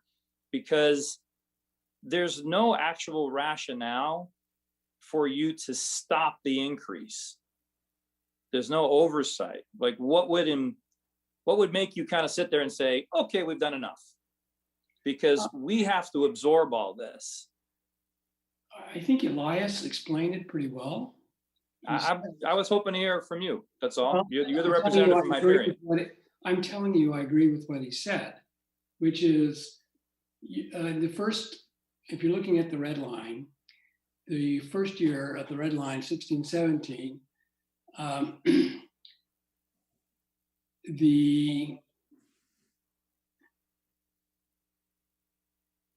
that was an actual cost. And at the top end of the line, you're looking at a projection. As I explained 2 months ago, our projections tend to be higher than our actual cost to be conservative. And there's several reasons why they're conservative. It's sort of built in that way with our service agreement with El Segundo. I know that El Segundo wants to be conservative in its budgeting. In the assumption of that the far right side of that black line, that you're going to go up to the top end of the projection, I think is a conservative assumption. So I think there's conservative assumptions built into that figure that probably, in my mind, won't be borne out. I mean, it could be, but probably will not. So I think that's the main reason. As it turns out, the costs in 16, 17, if you look at system-wide costs rather than just El Segundo's share of costs, were quite a bit lower than they were in subsequent years or even some previous years. And so I think that all builds up to be a pretty conservative scenario. So you're saying that projection is conservative? Yes, it is. So that's a conservative projection of a 92%. What you're saying then is conservative would mean that it could be more. No, conservative meaning that it is likely to be less, in my mind. It's likely to be less. Okay. If we budget conservatively, meaning we want to make sure we have enough funds. So when I say conservative, I mean we budget it so it's high. Okay, so you're over projecting is what you want to under promise, over deliver, so to speak. That's right. That's right. That's the way we budget. Okay. All right, Joe, you can take that down. I guess the last question I have is for Elias. I think we talked about this before, and that was the calibration of the reading of the, I guess, the outflow, right? And that's something that we had done. Is this a way for us to potentially avoid a scenario like this happening again, where we get caught so much by surprise that we have to increase rates by 9% over 5 years? Each year for 5 years. Thanks for the question. Actually, these flow meters, unlike water meters, are very sensitive. They consist of nothing but it's a channel, if you would, and water goes across the channel, and it measured the depth of water that is going through this channel. And based on that, it calculates the flow. So I guess what I'm trying to say is we have to maintain and calibrate these flow meters constantly, at least once a year. And if we have a very heavy rainfall event, we need to even do it more often. So we will have to, and we are going to, and we've been calibrating these meters. So this is an ongoing thing that we need to be doing anyway, regardless of frankly, these calculations. And we are committed to just do that. Yeah, Mr. Mayor? Yes, sir. Mr. Mayor, members of council, that is a key point here. And in retrospect, the city of El Segundo did not do a good job there. So we'll watch that like a hawk. Councilor Perstock. So one of the other things I know when we all voted to move forward with the petition, or to move this forward, we did say that we wanted to reevaluate the fees that we were going to raise. Like we weren't in agreement with the fee increases year over year. We just agreed that we knew we needed to do something. So I wanted to talk about, given that everybody, we're coming out of a pandemic where there's a lot of people struggling, And I know that we, in the long term, we want to get our reserves back up to the $2 million. But is this the time to be increasing at a 9% increase for the wastewater and then 9.5 the following year? Or can we smooth that out a little bit and make it, bring it to make it, maybe it's 2030 that we get back up to that $2 million reserve rate? I want to make sure that we're not burdening the residents with this 91% so drastically. And what I just kind of would like everyone's opinion on that. I can address that. So the Prop 218 framework only allows the city to look at a 5-year period. So the 5-year period that we're looking at is 2021 through 2025. So that's all that we can look at per the law. The past, I think some of the past decisions, so for instance, in wastewater, we have not raised rates since 2016. There's been no rate increase, not even a CPI in 2017, 18, 19, and 20. By, I think, not allowing the rate increase to get us to where the reserve levels are, in the next 5-year study, it's probably going to end up being the same result, where it's going to be 9% plus increases that are required to get us to that reserve level. Ultimately, it is a policy decision that council needs to make. And again, any financial shortfalls does have to be picked up by the general fund. And for instance, for this fiscal year, we did not implement the full capital within the wastewater fund because we knew that we were getting very dangerously close to our getting reserves down to almost zero. And we wanted to have this process go through and see what happened with this process. And then bring back the capital project program into the wastewater fund where it should be. So Joe, I just have a question. When did we actually need to tap? Like, how often did we actually have to tap into the reserve? Like, I know because obviously in this particular case, the Hyperion, they jacked up the price 91%, so we've had to tap into it. But historically, did that reserve just sit there for year after year after year after year, or were we always consistently having to go into that reserve? So having that reserve policy is critical, whether it's the wastewater fund, water fund, general fund. We've been dipping below our target reserve since 2017. So as those, that one chart that shows, if I can bring it back up real quick. Joe, if I can, Mr. Mayor, members of council, let me interject here. One thing about reserves. Reserves should only be tapped into for one-time expenses, one-time capital, not for recurring operations. And that's what the city has been doing. And the rating agencies really frown on that when you're using your one-time money for recurring expenses. So what the CFO is trying to say is we have years of not dealing with the rates, and we're trying to deal with it now. But to Councilmember Perstek's question, though, I can provide some clarity for you. The rate adjustments for the first 2-3 years, we're going to need every penny to make it balance. It is possible on the wastewater fund side in years 4 and 5, if you will, 23, 24, 24, 25, we may not need 100% of the 9.5% increase. If that's the case, we can come to you and ratchet that down a little bit. Yeah, we can come each year, council, in October, November period, so before the January 1st implementation, and do a financial presentation on the water and wastewater funds and show you where we're at compared to what our target reserve is.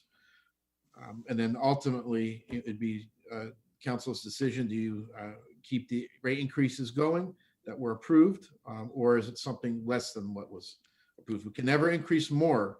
So whatever the council approves tonight, if it's what's recommended, we can never go over that. You can go implement less than that.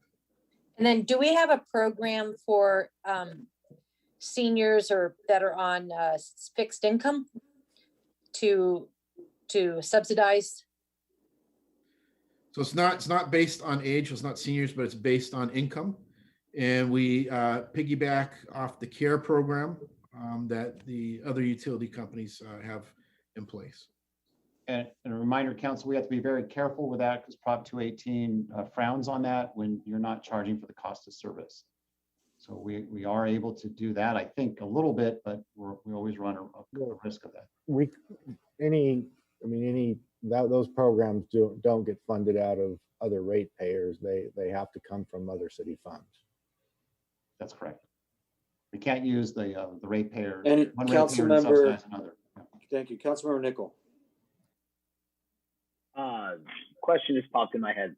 Is the wastewater and the water funds, are those reserves the only two reserves that we keep that come directly from the pockets of our users versus those reserves coming from other tax revenues? So the general fund is all of our tax revenues, property tax, sales tax, TLT, so on. So the users of those taxes pay into them, depending what it is. But I think what you're saying is, as far as a ratepayer, yes, that's the only ones that are associated with a direct reserve for the water and wastewater. Now, the reason I asked that question and I phrased it in that manner is because I'd like to think, and correct me if I'm wrong, and please, my fellow council members, jump in if I'm off the rails here. Sewer service and water services, to me, seem like an infrastructure piece, something that a city should provide to its residents. And I guess it just strikes me that here it is, we're talking about these fairly large increases over the next 4 years, 9 the next 2 years, and 9.5 the following 2 years. Even if we come back and discuss that that's the maximum and we may not choose the maximum, so on and so forth. But that's to close the gap of about $1.5 million in a reserve fund. And I guess I'm trying to understand, is we as a municipality, if our residents, if their tax dollars, the tax dollars that this city absorbs is meant to then provide quality infrastructure to them, and yet really the reserves for this quality infrastructure is coming from their pocket directly versus from tax revenues. Well, could we at some point move money from somewhere else to make up this $1.5 million? Councilman Nickel, isn't it? It's really a utility that we're passing the cost through as a utility, just like electricity, or for the conveyance of that water and because we can't do our own water or wastewater treatment ourselves as a city. Unfortunately, we have to rely on LA City. This is uncomfortable. No one likes this, and no one likes this at all, but it is our reality. And as you guys all know, we have incredible challenges ahead of us financially. We had the challenges without COVID before we even got into this pandemic financially. So if we chose to subsidize this and not go forward, that would just be taken away from general fund, which pays for police and fire. Just to remind you, police and fire alone is like 50% of our budget as a city. So my personal opinion is we need to move forward this, as uncomfortable as it is, and reevaluate every year, as Joe said, to see how we're doing relative to our reserve and relative to that conservative projection that we had on the wastewater in particular, and be good stewards on a year-to-year basis. But being a good steward also means that we're looking out for the city as a whole. And we've got, unless we want to go out and raise tax revenue, we're going to have some uncomfortable decisions ahead of us without this decision, assuming we couldn't do this. I don't disagree, Mr. Mayor, but I'm just going to make the following statement and then I'll be quiet.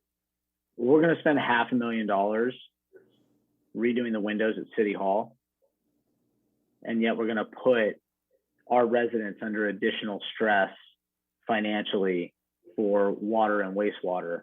I mean, these rates just continue to go up and up and up and up, whereas other tax revenues that come into the city that maybe is not the burden of our residents, those don't go towards, I guess, to your point, this utility, but it is part of our infrastructure. So I understand the rates need to go up, but I also I want the public to understand that when we talk about infrastructure, we should not be talking about sewer services or water services, because those we as the residents pay for in total. It isn't subsidized by anybody else. Thank you, sir. All right, any other council comments?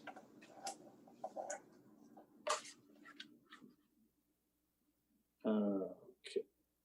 I just have one thing, you know, I know we're talking about, so we're talking about 3%, 3% and then a 9%, correct? Is it 3, 3 and 9 for next year? Or is it 3? Yeah, but there's no increase for water this year. Water starts in the next fiscal year. Wastewater starts this year. So, you know, one of the things we have to be cognizant of is that, you know, the state has mandated that people can't raise rents more than 5%. And here we are now, you know, putting a huge burden onto these property owners. So we just have to be cognizant of that as well. That, you know, there's also restrictions on how much rent people can raise. And now we're increasing it by 3, 3, and 9 next year. Councilor Drew, did you want to comment? Just real quick, I think we got to be careful with the narrative here. Okay, we're not increasing the rates.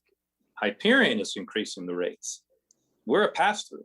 So if we had our own wastewater and water treatment plant that we ran as a city, I would completely understand what you're saying. But let's put the onus on the people who are raising it, and those are the people that are on the line here. That's how I see it. I get what you're saying. I don't want to. I mean, listen, we're not only raising it for the residents. We're all residents. We're paying this too.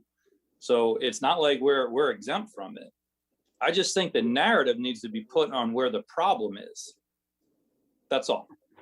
If I can just add to this as well, one of the slides I had, so our water, even with this proposed rate increase, we're still going to have the lowest water rates in the area. The wastewater rates, those will be a little bit higher, but we do have some of our neighbors that will be higher than us. And again, there's some neighbors that are going through this process right now that will have impacts to what their rates are charged to their constituents as well. So overall, I think we're still, you know, pretty competitive compared to our neighbors with our overall rate, and definitely in our water rate, we're still the lowest. So I think that's something to keep in mind as well.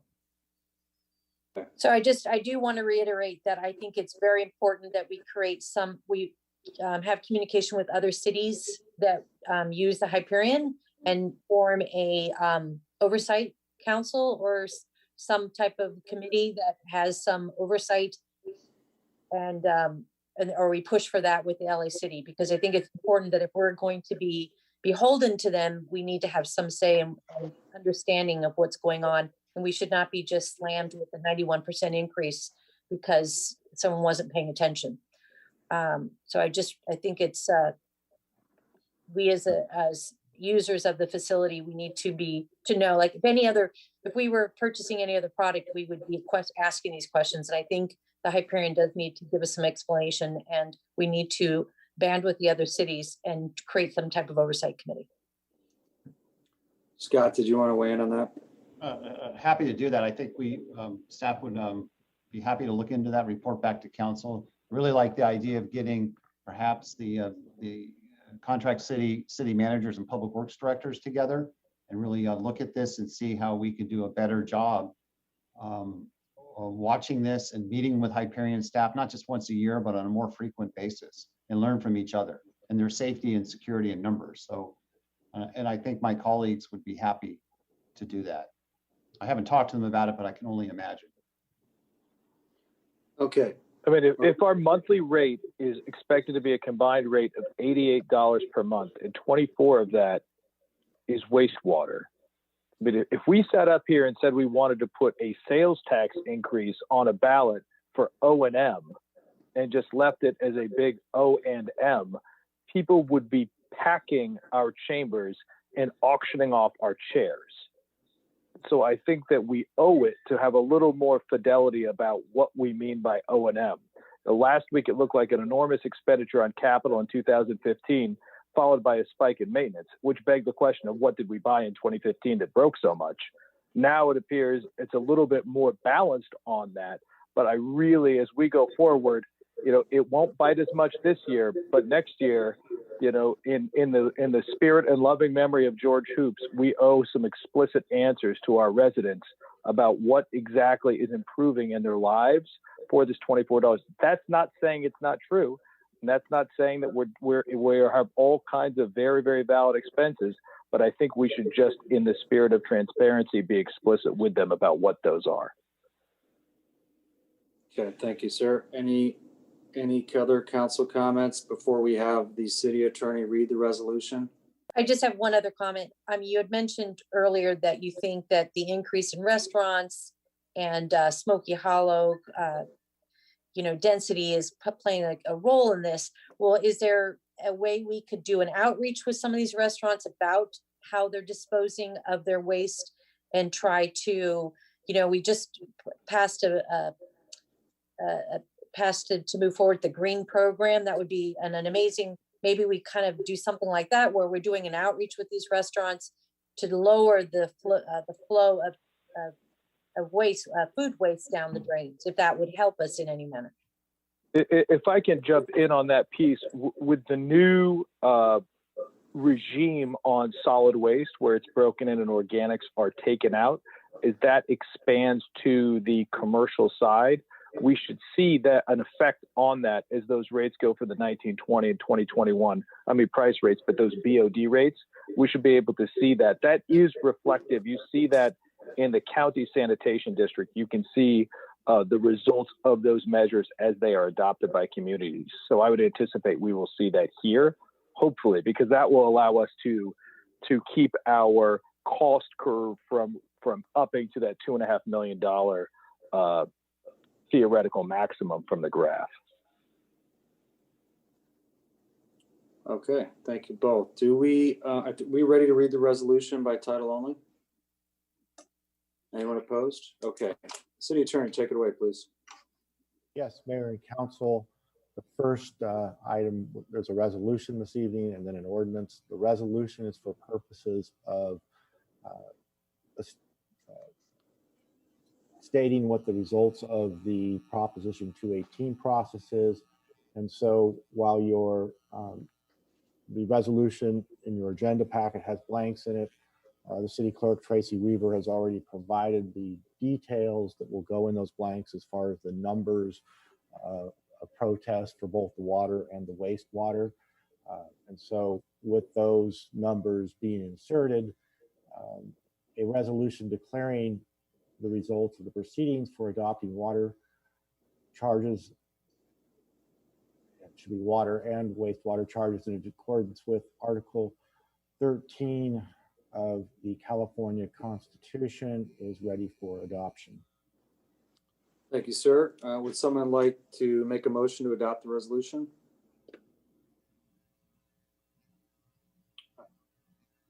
Okay, I will. Boyles, do we have a second? Giroux, second. Thank you. Madam Clerk, would you please take a voice vote? Councilmember Giroux. Yes.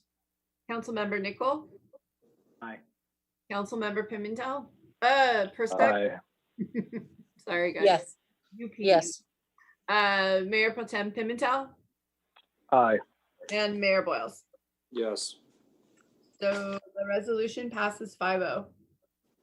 Thank you, Madam Clerk. Mark, will you read the ordinance, please? Yes, Mayor and Council. Now this ordinance is for setting the maximum water and wastewater rates for the next 5-year period. And with that, an ordinance setting the amount of water and sewer rates and charges pursuant to Health and Safety Code Section 5471 and El Segundo Municipal Code Section 11-1-5 is ready for introduction. Someone like to introduce that ordinance? I get all the unpopular ones, huh? Boyles will. So this will be brought back to the City Council for consideration and potential adoption at your March 2nd council meeting. Giroux, second. Oh, we just need it. We just need. Oh, just need that. Okay, Yeah. sorry, my bad. That's all right. We're good. Okay, thank you. Mr. Burgoyne, if you're still on, Dale, thank you for being here. Appreciate that. You're welcome. All right. Item D, staff presentations, COVID-19 update and action items with several recommendations. Mr. Mitnick, who will report on this? In lieu of our fire chief, our emergency services manager, Randy Collins, will do so. And there's four components to this. Thank you. Okay. Absolutely. Four components. The first one is your traditional staff report or COVID update. And I'm going to try to find that on my computer now, which will be, was up there a second ago.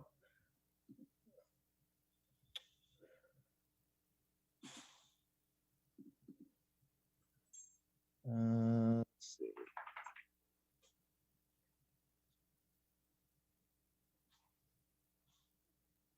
Well, there we go. Okay, so it's a pleasure to be with you, Mr. Mayor, Mayor Pro Tem, and council members. We have a lot of great news today. Our numbers are significantly declining. I'm not going to go over the numbers with you, just to say that we have definitely had a significant decrease, and we'll kind of analyze those a little bit actually in the next slide. If you look 2 weeks ago when we reported to you, our capacity for ICU bed space in the Southern California region was at 0%. We were overwhelmed. And then we have today 14.8% capacity in our hospitals. Our case rates 2 weeks ago were at 38.7 for the county case rate, and it has dropped significantly to 20 even. And then you'll also see significant drops from the South Bay rates that the incident management team develops down to 22, and there might be change there. I can't see because the system 22.8, and then in El Segundo 28.9, and then we've dropped down to 23. And then also we had a great bit of news, which I'll cover a little bit more later, but we originally had pending reimbursements. If you remember, we had a great increase after we resolved 3 different projects. We've submitted one more project, our 5th request for public assistance, which we are now expecting $2,761,019 coming back from FEMA as a result of our ability to track our costs and make sure that those costs are in alignment with the emergency protective measures under the FEMA public assistance grant. With the current state metrics that we are going for, would like to remind you that our target here for the adjusted case rate is 7, and we're at 20 now, and it's significantly down from before, as we indicated, 18.7 down from before. So if we continue that trajectory, we're going to be under that case rate, hopefully very soon. Our positivity rate, our goal is to be under 8. So we're already there under positivity rate. So I'm really excited about seeing that. And our health equity rate down 4.9 from 2 weeks ago. And it was, I'm sorry, that's probably 4.9 from last week. And our target there is 8. So again, if we continue that trajectory, we're hopefully going to meet the metrics to move from widespread and go into the substantial arena where it allows us to do a lot more reopening of our economy. So we're really excited about the drop in the various numbers.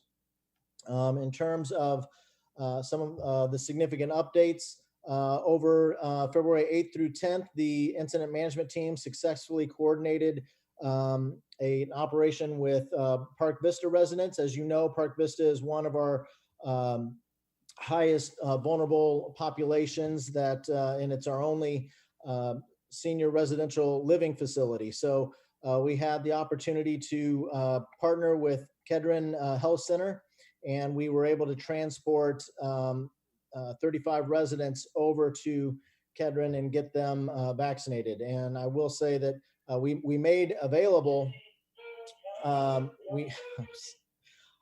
we made available the opportunity for all the residents to go, and either many of them were already vaccinated on their own accord or had plans to do so with their own resources. So, and then we had a few that did not want to get vaccinated. But that being said, we made a great effort at getting as many people at the Park Vista residential facility vaccinated and reducing the risk in that facility. So that was a huge win for the city. And kudos to the all hazard incident management team, who were very resourceful in finding a facility that would accommodate us with such a great gift of these vaccines.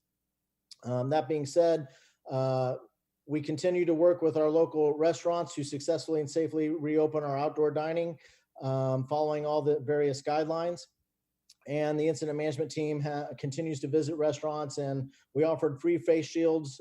We noticed that many of them were not wearing the face shields, which is required by the county protocols. We had a bunch that had been donated, and so we made sure that they were available to all the restaurants that wanted them. And then city officials and the incident management team representatives attended a conference call with Rock and Brews to also discuss the best strategy to reopen their facility as they prepared for reopening. So to date, El Segundo All Hazards Incident Management Team has facilitated 107 pints of blood donations that we continue to work with UCLA and bringing them in on pretty much a monthly basis to do blood drives to help efforts on the medical front. Today, late breaking, LA County met the thresholds to reopen schools. And so that allows elementary schools to reopen once the county reaches an adjusted case rate of 25 per 100,000. As I mentioned earlier, we hit that metric. And so we can start looking at reopening the TK through 6 are permitted for on-site learning if the school is in full compliance with the modifications that they're required for basically their version of reopening protocols. And the state has also added new requirements for schools to open in support of that. Back on vaccines. Vaccines continue to be in very limited supply across the county, across the state, across the country, and but we are still working on phase 1A, which is our healthcare workers, and then we are also working on phase just portions of phase 1B, which is our over 65 population. We haven't gotten into all of 1B as of yet. And then according to the County Department of Public Health website, LA County is actively vaccinating those 1A, 1B tiers, and we're estimated to start vaccinating the rest of 1B within the March timeframe. But to date, El Segundo has successfully administered 202 vaccines. First and second doses were included in that. So we had approximately 800 vaccines. We have approximately 800 vaccines on order for our city employees. We have 100 for fire and police, 100 for Park Vista, and 300 for the school district. So we're still hopeful that the supply will reinvigorate itself and find its way to us, because the incident management team stands ready to conduct vaccination operations in the city and for city purposes. And lastly, and I told you we would mention the finances again. We submitted over the last couple of weeks, we submitted request for public assistance number 4 and request for public assistance number 5, bringing us a total pending balance of $2,761.19. We've already received $518,000 and change before that. But as we closed out the first 3 and work on the 4th and 5th, which we actually already know all those expenses, so those should be very good estimates as we move forward with FEMA reimbursement. That being said, I would just end this particular update with again another kudos to the city of El Segundo for its forethought and preparedness in developing the all hazards incident management team. I have been in very high-level meetings with FEMA. They've asked me to attend some meetings as a subject matter expert, as FEMA is actually starting to try to figure out how to activate some local teams in support of them to manage mass vaccination sites. So once again, our team has prepared our city, has enabled us to receive a lot of money back to the city that other cities are not getting.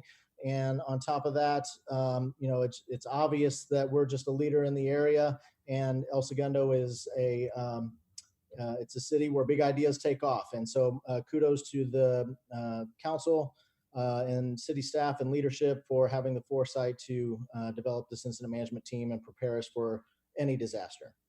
And that ends the update pending any questions. I don't see any questions for Randy. No, I got one quick question. I don't see anyone wants to hand up, Randy. I thought they were moving away from occupational specific vaccination targeting and moving to age only. Is that not the case? That is, I've seen those news reports and more on a national level. I have not seen, the national CDC can provide their recommendations, and state and local still can implement how they deem appropriate. And so thus far, the only direction that we're getting is still in the tiered phases 1A and trying to move to the 1B, and we've not heard any specific direction otherwise. Okay, thanks. Mayor Pro Tem. Randy, just a quick question, and I don't want to jinx things, but you have to spend 2 weeks in a tier? Is that's yesterday's news? That's Plan 7-4.A subsection D. No, that's still current. That you have to survive 2 weeks remaining under the limits that they've set. So, but I know, sir, but it's close. So we continue this downward spread, or the downward, not spread, but the downward numbers, the downward trajectory. And I'm really optimistic that we can start opening some things up again. I don't see any other hands, Randy. Oh, Chris? No, good. Okay. Yeah, I think we're ready to move on, sir. Okay, so the next is the ratification. We would request the ratification amendment of the City Administrative Order number 1 to address COVID-19, and I'm going to try to bring that up. So as all of you know, because we've done this numerous times now over the pandemic, we have administrative orders in place to support our operations in terms of the emergency. And this particular administrative order signed by Mr. Mitnick on January 29th, as a result of the lifting of the state ban that was in place pretty much over the holidays. But what this allows us to do is basically go back to where we were. So it's allowing restaurant and retail food facilities to reopen up. It's allowing them to take possession of those city-issued permit right-of-ways where they have the outdoor seating. Of course, with all of that, doing the proper temporary permits for the encroachment. And it also allows for temporary use permits for the Development Services Director is designated to authorize those applicable seeking on-site parking requirements for businesses, or a temporary use permit, which is required for the displacement of any on-site parking to allow additional space for the outdoor dining. And then there's a few others there that, let's see. It also allows for the most recent orders of the state of California and Los Angeles County Health Officer for personal care facilities and assembly halls and fitness centers that they may open or obtain a temporary use permit for various operations supporting their businesses and opportunities. And then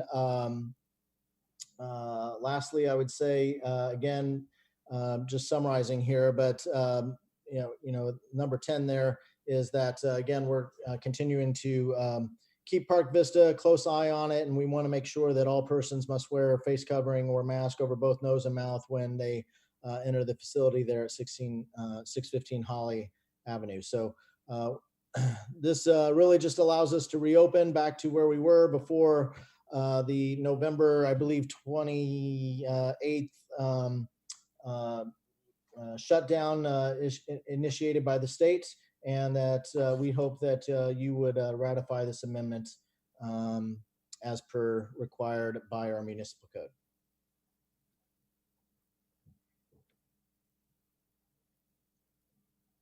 I think you're on mute, Mr. Mayor. My apologies. Any questions regarding the health order amendment? No? Okay, let's go back to, if we can, do we have council consensus to receive and file the COVID-19 update? Yeah, anyone opposed? I don't think so. Okay, great. We're good there, Tracy. Okay, and then item number 2, would someone like to make a motion to ratify the January 29, 2021 amendment to the city administrative order, number 1? Nichols, so moved. Thank you, sir. Pimentel, second.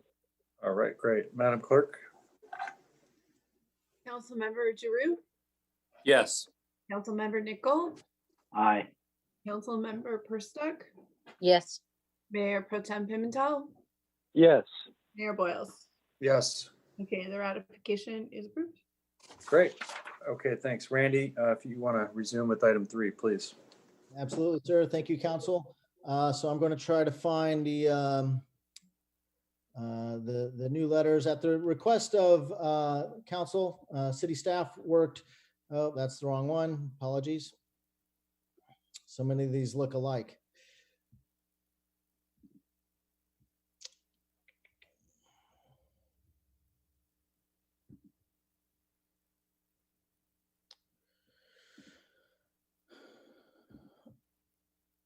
Oh, that's the same one.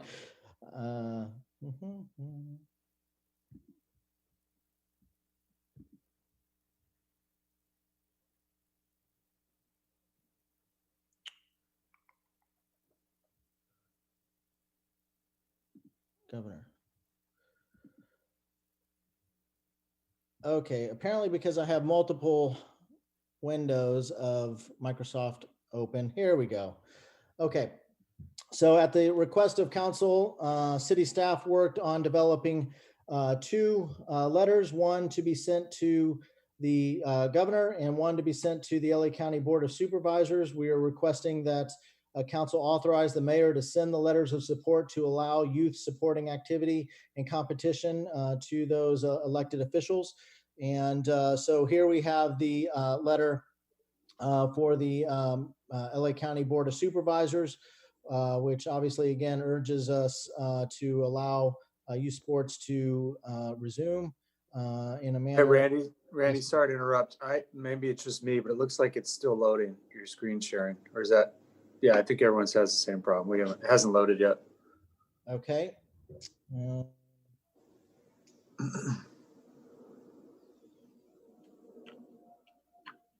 Not sure if I can assist it or not, but maybe if I just stop and try to reopen it again. Or I was going to suggest maybe send it to like a Joe Lilio or something who could maybe jump on, who's already on, to open it. Well, that was quick, Joe. Look at that. Yeah. Thank you. Joe, it's page 156. It's also here in it the is. packet. Okay. It's here. It's here. Okay, so this is page 1. I don't want to read this to you unless that's something you would like for me to do.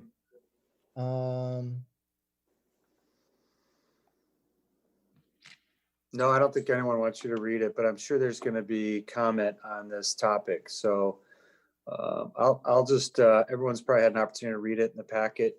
Open up the floor for comments. Do you mind closing it actually, Randy, so I can see everybody? Thanks I know you went to all that trouble to open it, but thank you. Yes, sir.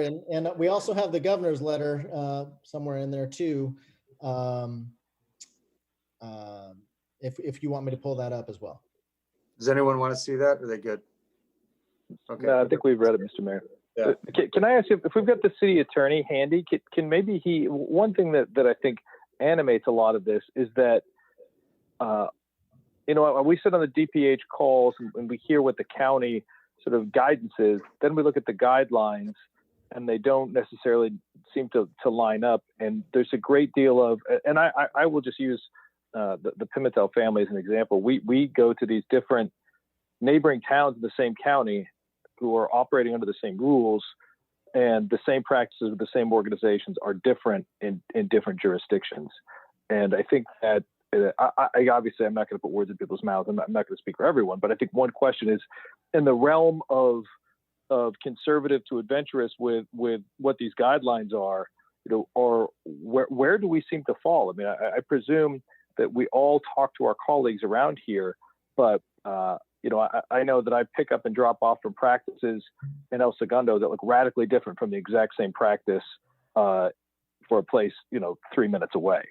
So I don't know if we totally, and I think that as a lot of parents we get really, really frustrated or concerned or confused as we try and sort out what the right answer is. So I was hoping maybe city attorney as our sort of deputy of record on this. Can you just tell us where we fall in the realm of enforcement with our peers or guidelines or the way we're interpreting the guidelines? I can, but you may also want to have the Community Services Director, Melissa McCollum, speak to this, because I know she regularly checks with the other cities in the South Bay to determine what they are doing too. So I think she directly communicates with the County Department of Public Health and also with the neighboring jurisdictions. I mean, to my knowledge, other than one city and on one sport, I think we're all in alignment. Now, what actually occurs out in the fields, I can't speak to, but as far as what our interpretation is of the county's order, they're all very consistent. But again, this is hearsay from my perspective. Melissa does speak to all of these different directors in these cities on a regular basis. You may want to hear it from her, but that's my understanding, is that we are extremely consistent, except I learned that today about one city in our South Bay area that is a bit looser, if you will, with regard to one particular sport. So that's what I know. Well, I would imagine there's quite a bit of people who are tuning in for this exact moment. So if we can maybe talk through that specific piece about what the communication is between the neighboring cities and maybe it's as you say, maybe it's what they're saying versus what they are doing might be wildly different, or not wildly different, but significantly different enough to affect the way that leagues are implemented. Yeah, Mr. Mayor, can I chime in? Yeah. So, yeah, absolutely. Please do. So, Mr. Mayor, members of the council, and by extension, anybody and everybody who's watching on this is a really tough issue. And everybody here, whether it's the 5 council members when you ran for office or staff who decided to make public service a career, we never thought we'd be in this role where we'd have to be regulating who gets to shoot a basketball or swim in a pool lane or play in a park. It's not even in our DNA. We're in the business of providing services and in this case, running these sports leagues and so on. So it's really quite foreign. So it's important everybody understand that challenge. Now on the issue, when you see, and we hear this all the time, and I have regular conversations with many council members about this because of what you see with your own eyes and what your constituents tell you. And what we heard today in the rally outside of City Hall about, hey, these other communities do this, they do that. And what's happening, I can assure you the vast majority, nearly 100% of our fellow cities in LA County, we're all playing by the same rules. We almost, I can't say all because I don't know exactly, but I do know in talking to other city managers, when Mark talks to other city attorneys, when Melissa talks to other community services rec and park directors, we hear the same thing. No, we're all on the same page about complying with the county order. So what happens like with baseball? The baseball fields are shut down by and large. But what will happen is, except for limited circumstances, playing with your family members and that type of thing, or doing conditioning. But what will happen is these not organized sports teams, but club teams or groups of players, they'll just show up in another community, a field that they see that's open, and they'll play there. And it catches that community off guard, and it puts that community in a reactive role. We don't see that here in El Segundo because we have just a handful of fields, and they're in very urban areas and they're very controlled. But if two club teams showed up and started playing at Brett Field or Stevenson Field, we'd hear about it. Why? Because the residents would call us. So it's not a case that some cities allow something that others don't. And when we hear about that, we investigate it and we try to learn from them. So it's really important. I know, council, I know you know this, but I want our residents to know we're going out of our way to make our fields available to these to the community. And Richmond Street Field is a good example how we worked very collaboratively with the school district to get that field open to the extent that the protocols would allow. So I just want to point that out. I hope that makes some sense. And if not, I know with Melissa McCollum, she knows this issue way better than I do. I hope I did it justice, but that's what we've been witnessing out there. In fact, earlier today, an issue was brought up about an adjacent city. Well, I've been talking with that city manager tonight, and I'm getting a lot of insight of what's happening. It's very insightful, and it's different than what we think. So I think I've said too much. I'll hit mute now, but staff is available, Melissa in particular, to answer specific questions. Melissa, would you care to expound on what Scott said, or? Sure. Thank you for bringing me into the conversation. And if you don't mind, I just want to do a quick kind of overview of what has happened up into this point. And I definitely wanted to begin by acknowledging the dedicated work of recreation staff in partnership with incident management team since last March to respond to the pandemic public health concerns, the changing LA County health orders and reopening protocols, and their ability to reimagine recreation services and programs and respond to community questions and requests. Together, we've been able to safely open the tennis and pickle courts in May, the aquatic center in July. We invited youth sports leagues back for conditioning and drills in October. Some leagues did come back and some have decided to wait a little bit longer. And all of our parks and our playgrounds are open too, except of course for Acacia Park, which is under construction and scheduled to open in April. We definitely understand and empathize with the community's desire for more flexibility with youth sports and the related protocols, as well as the introduction of competition again, especially for the lower risk, low contact sports. I do have a 13-year-old club basketball player, so I feel the pressure at home in addition to at work. But as I tell him, city staff and city council don't have the authority to add or permit activities that aren't approved by LA County. So similar to in-person learning and outdoor and indoor dining, gym, salon, and other rules, LA County issues these explicit health orders and related reopening protocols that must be followed. I think 6 of them. There's a health order with 6 appendices that relate to recreation, and then 8 separate protocols that apply to us in different ways. So LA County's protocols for youth sports and public swimming pools are currently under review by LA County Department of Public Health. I learned that at a meeting today with all the Parks and Rec directors and a representative from Public Health. Although she did mention that opening schools for K-6 safely is definitely a top priority for LA County right now. It's also our understanding that the county is moving to allow 5 CIF sports, swimming, tennis, golf, track and field, and cross country to begin competing in 2-team meets and matches, although implementation of that will be dependent on the school districts, not the city. So the city's council option tonight to advocate for the revised state and LA County guidance. And just to be clear, there's state guidance, but LA County can be even more strict than the state. That takes the precedent. So we need state and LA County to be revised. But advocating for that would be a good initial strategy, and it would support what we're doing at the staff level as well. Mark can talk more, about a stronger but more expensive option, which would be trying to pursue a legal remedy. But again, just to be clear, city staff doesn't have the option of knowingly violating or ignoring the LA County health orders or protocols. We are absolutely ready to adjust quickly when the orders are updated, as I believe that we've demonstrated repeatedly during that last year. And you asked, are we doing what other cities are doing? We are absolutely. Again, today at that meeting with with all of the 60 LA County directors. They reiterated what the rules are for public swimming pools. And we've talked about other issues as well. So we are not the outlier in this case. And I'd like to hear from Mark, but before we do, and then Lance, we'll go to you right after this. Melissa, are there any data points? You got Arizona that is fairly open and also has had, challenges with the pandemic. Has anyone looked at the CDC or the state level to determine that there is actually a problem with youth sports? Because the experiences that I've had, we've been fortunate enough to my son's been able to go to Arizona, Colorado, things like that to play lacrosse, is that they do an incredible job of keeping the parents separated. Everybody has to have a mask.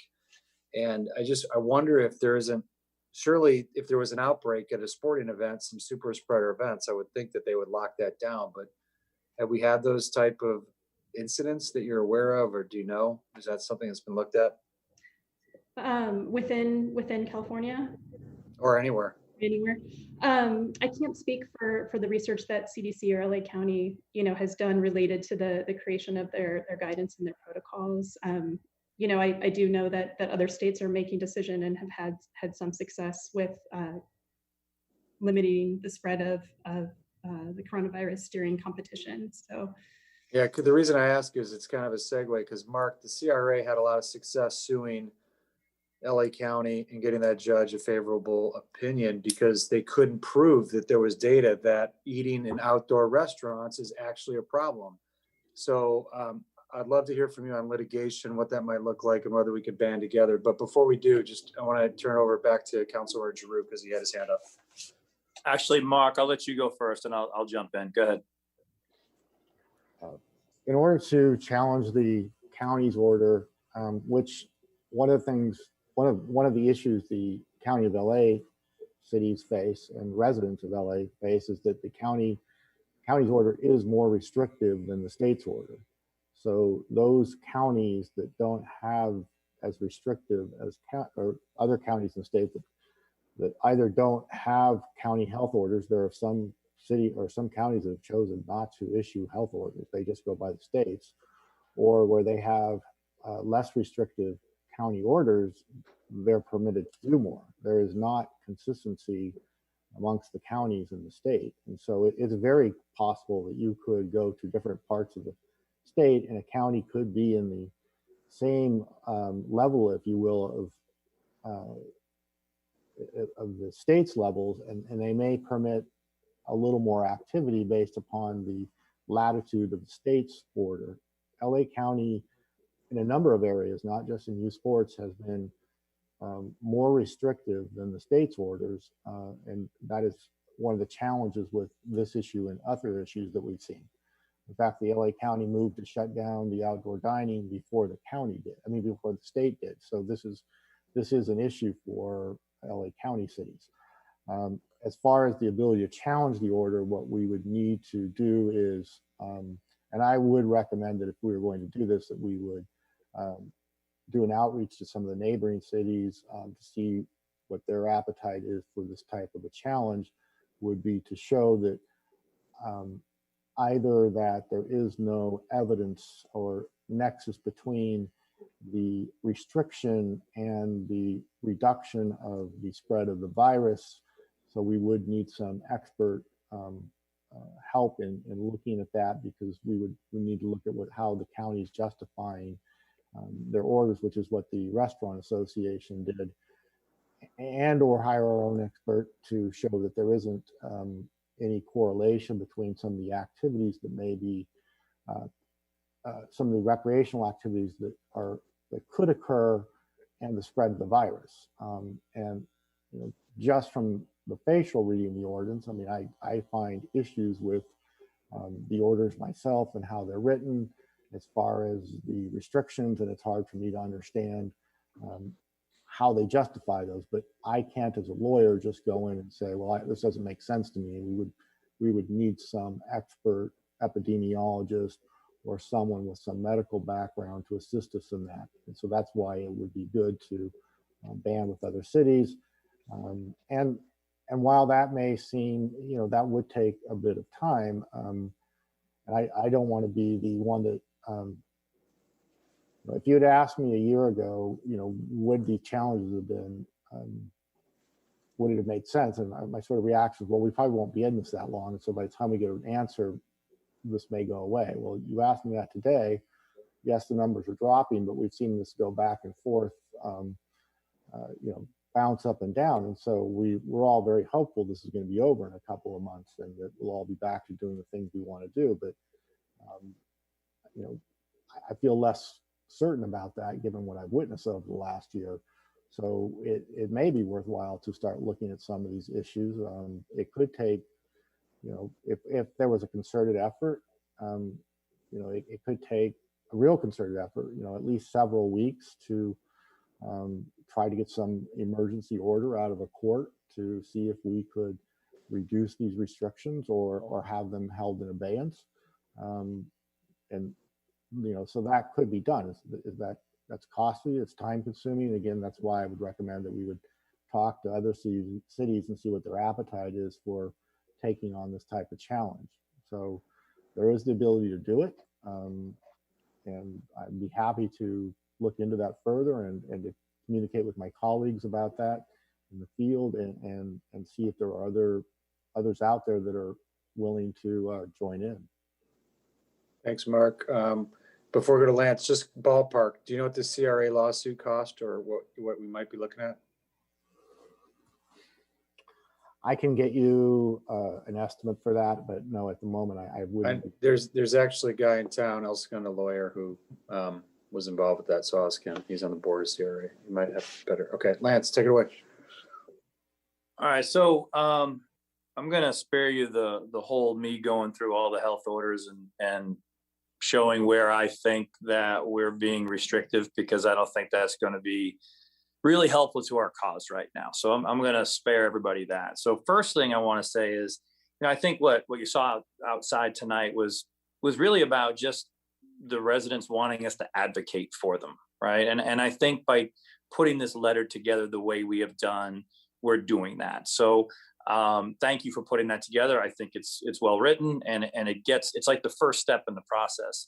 I think the next step in the process, Mayor Boyles, you have a very good relationship. You've developed a very good relationship with Supervisor Hahn, as well as the rest of the mayors in the South Bay. So I think being able to get everyone together on the same page towards the same cause will go a long way.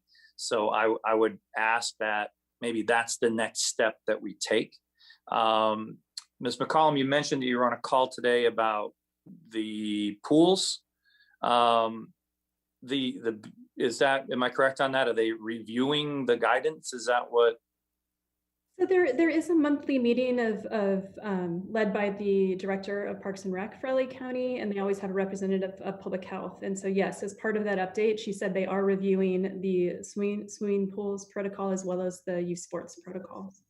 Okay, because I think one of the bigger problems, especially when it comes to pools, and we've discussed this at length, is that apparently the Parks and Rec Department of LA County does not realize that there is more sports that are played in a swimming pool than lap swim. And that is causing some issue, to say the least. The orders, the way they're written, the biggest issue, forget the fact that the kids can't form leagues and play. They can't even practice right now.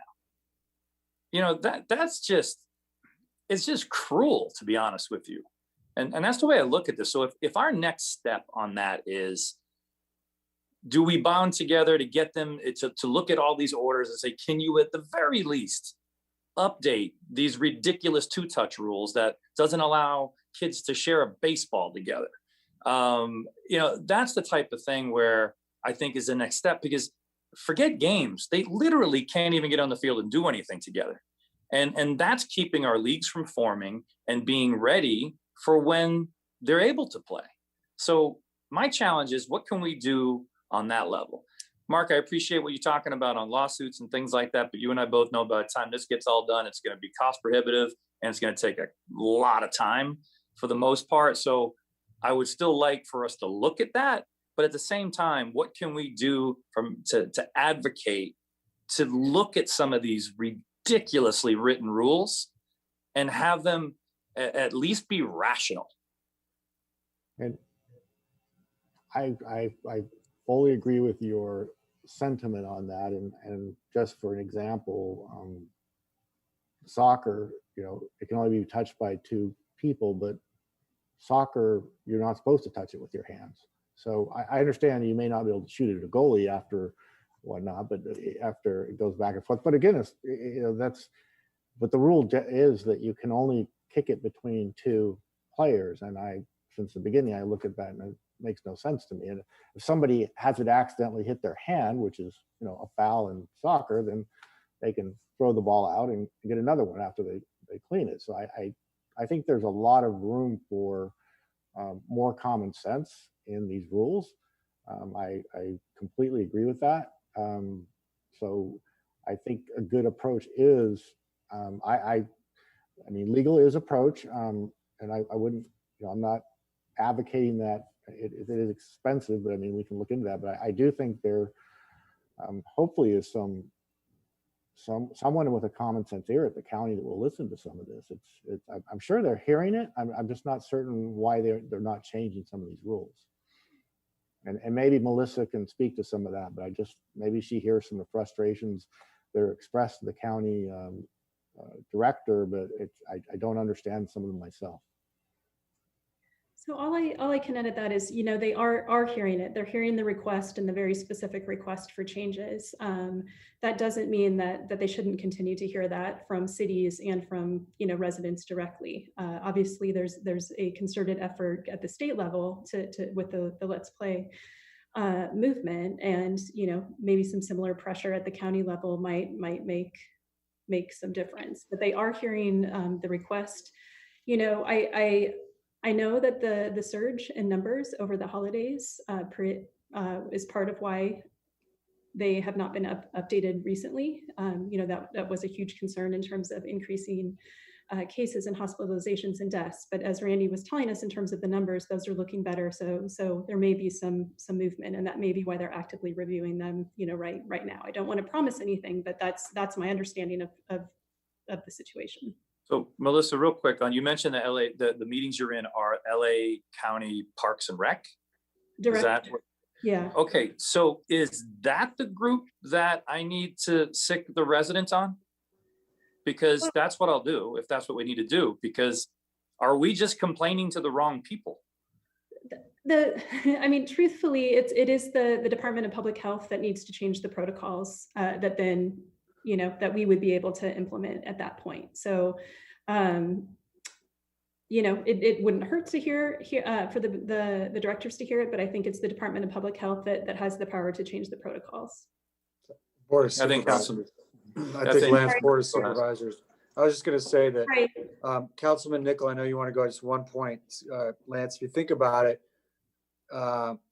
supervisors weren't even aware that junior guards was being considered to be taken off the table by LA Fire. It's a huge organization. So I think we need to be cohesive in our strategy and the message, and we need to be loud and unified with other cities. Because when I reflect back on what worked with getting the beaches open again, it was getting Supervisors Han Ear and Bill Brand, the mayor of Redondo, led that charge. We were all on the call, and it was every week. And yeah, it took 4 or 5 weeks to get it done, but it was just consistently like, here's the logic, and working with them to be heard. So I will certainly take that on. I do still feel we should look at litigation, because I think that there are other cities, if I had to guess, that would work with us on that and absorb some of the expense. Some of our neighbors that are really upset about it too, some of our colleagues. Councilman Nickel. Thank you, Mr. Mayor. Thank you, staff. And thank you, Councilmember Giroux, for kind of spearheading this, bringing this up in your public comments last meeting, and then helping to organize the residents. What we've learned, what I learned in 2020 is the squeaky wheel gets the oil. And so the wheel is definitely squeaking. What I would like to do, or what I would like our board to do tonight, besides supporting sending out these letters, is to have a discussion and give direction to staff, aka the city manager, to move quickly. If the county does change something, or if they change something in the way where they put it back on the city to make a decision with, okay, cities, you can do what you want to do within these new, frame of rules. I want to make sure our city manager knows where we stand on it and how we want him and our staff to move forward. Me personally, I experienced the two-touch soccer fall winter season. You know, yes, you don't use your hands, it's your foot, but if a third person touches it with their foot, you're supposed to clean this ball. It doesn't make a whole lot of sense. The kids that got out there, they still had fun. They still were active. They were still running. You know, I feel for all the parents, all the kids out there. I was thinking about the kid that wrote the letter tonight from Babe Ruth. Babe Ruth is 3 seasons of your life. It's your first chance to step on Stevenson Field. You know, you've seen this field. It's larger than life growing up in El Segundo. And you have the chance to step on that field for 3 seasons. And potentially 2 of those seasons have now been eliminated. You know, and so I empathize with everyone out there that's in that position. And I know from my position here on council, my powers are limited, but something that I do have the power to do is to give my staff direction to move as quickly as humanly possible to get the kids back on the fields, open the fields. If the rules change slightly, let's just say, okay, leagues go. As quickly as the leagues can mobilize, let them. You know, as quickly as teams want to get out on those fields, let them. That's kind of my position on it, Mr. Mayor. And again, Councilmember Giroux, thank you for your efforts. I really appreciate it. Thank you, Scott. Mr. Mitnick, you want to address Councilman Nichols' request about expediency? I think that's self-evident. We will work as hard as we can to move forward and push the envelope as much as we can, and to work on work with other cities to see if we could do litigation and so on. But the main thing is just to pressure the county to stay on. Yeah. The county. Oh, Scott, That's I'm sorry. More specifically, though, I think what Scott was asking for is when things do open up, that we are super responsive and quick. Like within 24 hours, we're getting the word out to the sports council, whomever, that they know things have changed. We're opening up because they need time to mobilize as well.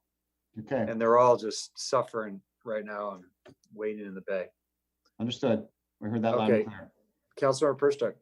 Yeah, so I agree with Councilman Nickel and Councilmember Giroux. I also want to make sure that we draft letters. The letter we wrote is great, but I also think we should include some statistics that show how this lack of sports has really impacted the mental and physical health of our students and has really put them at a disadvantage. You know, I mean, as a person who teaches competitive Irish dancing, if you don't practice for 2 weeks, you're pushed back 2 months. It's going to take you 2 months to gain back that 2 weeks. And so our kids who have been out a season, they may never get back to the trajectory of where they were going to hopefully be, you know, if they had been conditioning all along. So I just think that there's not a clear understanding at the county level of what they've done to these students, or these children, and how they've really taken away scholarships from them and their ability to garnish placement at colleges, because the rest of the nation, their students are actually still competing and still doing these activities, and our students here are not. So our students have really been put at a disadvantage. So not only is it they've been put at a disadvantage, their mental health is being impacted, their physical health. And I just think we really need to make a case that this is really a mental, a medical issue, not just we want to get back to play sports. It really is a medical issue. Okay, thank you. Yeah, Mr. Mitnick, is that something you could incorporate in the letter, or Mayor Pro Tem, did you have a suggestion? Oh, I was also just going to ask with that, I mean, some of the great data gatherers for these things are the schools. Do the schools want to participate with this, in this? I mean, certainly they have fields and tracks and things that people would be eager to use. Do we know if they are on board with this, or because that'd be a very useful ally? I think certainly some of our neighboring cities, their school districts would likely be willing to join, given the way they have approached it thus far. Yeah, Mr. Mayor, members of the council, I believe the school district would be on the same page. In fact, I recently had a conversation with the superintendent, and they're watching this issue very closely. They are hopeful that there'll be some more flexibility for sports at the schools in the next few weeks, if not sooner. There's a lot of pressure on the county on this issue a lot. And I did also speak to Dr. Moore today, and they had 100 kids do fall conditioning, and they put out a survey, and they already have 300 kids wanting to do spring conditioning. So there's definitely an appetite for this, and definitely the school district wants to try to accommodate the students as well. So I'm sure that, I don't want to speak for Dr. Moore, but I'm sure that they would really be a willing partner. Okay, thank you, Councilor Perstock. All right. Where does that leave us, Mr. Mitnick? You want to? I think we could do these letters if council is comfortable. We can revise them to make them to hit some of the salient points that we heard here tonight. That's very easy for us to do. We get the mayor to sign the letters tomorrow and send them out. And then can we also collaborate with other cities and become a louder voice? You know, one of the things that we talked about, and Councilmember Nickel mentioned about the squeaky wheel, if we just constantly inundate them with our voices, I think that will help. Yeah, if we can work with the South Bay cities for starters and just go at it, we can make phone calls, do the whole 9 yards. We hear you loud. Mr. Mitnick, can we, sorry, Mayor Pro Tem, I was just going to ask if we could add something to our website tomorrow with quick links for people to one-click email their supervisor, or even a link to their supervisor's social media pages. You know, the staff members may run those social media, but I can't tell you how many times I've tagged Supervisor Hahn on something and sent, you know, direct messages via Instagram. Those things get seen. So if we can put something on our website, that'd be very helpful. We'll have that up tomorrow morning. And if you can distribute it to the council members so that we could use our platforms to spread that information as well. We'll do. Good idea. Thank you. I don't want to be incredibly pessimistic, but I will say that you know, we're on these public health calls every week, and for time immemorial have been raising issues about our local condition, and I'm not sure that in terms of the people who actually make the decisions, the public health directors, not the board of supervisors, I'm not sure that anything short of litigation will resonate, because I don't know that, you know, we have shown up armed with a phone book of statistics about things we want to change and good governance arguments and mental health arguments. I honestly don't know if anything's going to change unless we go on a barnstorming tour of the South Bay and say, who wants to join the litigation train? I just don't think, you know, whether that's material or not, and whether we even have time or the money or expense to get that through. I just think that if we think that well-written letters, I do not think will have the same effect as us just saying, look, this is our position, and we're willing to have a judge adjudicate it. Yeah, I agree, Mayor Pro Tem. I think to that end, getting the South Bay mayors on board and getting their opinion, which will probably be aligned with ours, and then assessing an appetite for absorbing those litigation expenses. I can't imagine it'd be more than $200,000 to get in front of a judge, Mark. Is that, I mean, how much would you give us general ballpark? 100 grand, 50, 200? I think to initiate it and get it in front of the judge, that's probably about right. Where I'm having difficulty is in we really will need an expert to assist us, and that's where I'm having a hard time ballparking that as I'm sitting here as to how much that expert will charge and how many hours they will need to provide the assistance. But I think that if there's enough cities involved, and you can spread that cost enough ways that it will be, it's all real money, don't get me wrong, but for litigation expense, if you can get 10, 15 cities involved in that, and maybe not just the South Bay, there I mean, for example, when the county shut down the restaurants, the outdoor dining again, right at the end of November before the state shut it down altogether, I mean, we were starting to talk to the city attorneys were talking to one another county-wide, and I was in communication with them, and you know, there were these discussions had started, and then the state stepped in, and then the numbers skyrocketed, and that, you know, the discussions died pretty quickly. But I think that there might be quite an appetite by a number of cities in Los Angeles County to join in on something like this.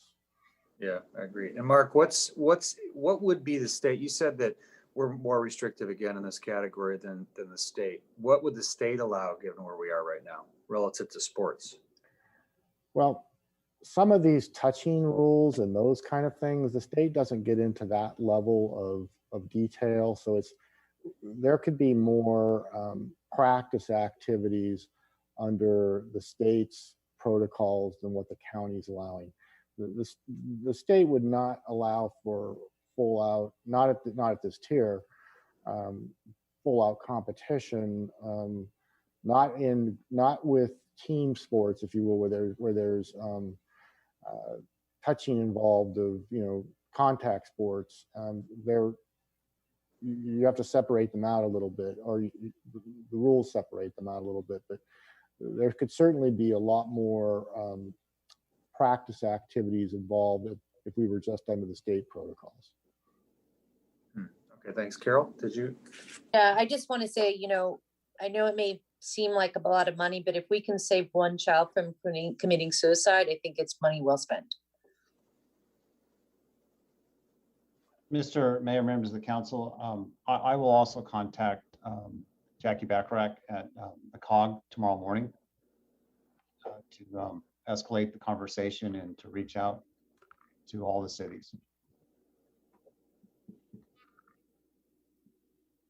Okay, thanks, guys. All right. So back to the recommendation. We're still on recommendation number 3. And let's see here. And to clarify, we if the council desires, we can revise the language to roll in the concerns that were articulated tonight. Or I think so. I don't see anyone saying we shouldn't do that. Okay, we'll do that first thing tomorrow morning, and then Mr. Mayor will call you and make sure you're comfortable on behalf of the council with the revised language, and we'll send it out. Okay, great. Do we have a motion to authorize item number 3? Sure, Russo moved. Persick second. Great. Scott, did you have a comment on it, or were you doing a motion? I was acquiescing to Mr. Giroux. Okay, thank you, sir. Okay, Madam Clerk, please take a voice vote. Councilmember Giroux, Yes. Councilmember Nickel, Aye. Councilmember Persick, Yes. Mayor Pro Tem Pimentel, Yes. and Mayor Boyles. Yes. All right, it passes with 5-0 with the suggested revisions to the letter. Thank you, Madam Clerk. All right, Randy, item 4 under COVID. Item 4 is a request to adopt a resolution supporting the designation of the first Monday in March as COVID-19 Memorial Day. This is an initiative done by I believe the League of Mayors or mayors across the country that got together and identified this particular day as the day that the pandemic started in the U.S. To date, we have over 2 million worldwide that have passed away, nearly 500,000 in the U.S., 47,000 in California, and over 19,000 in LA County, including 4 in El Segundo. And I have this to share.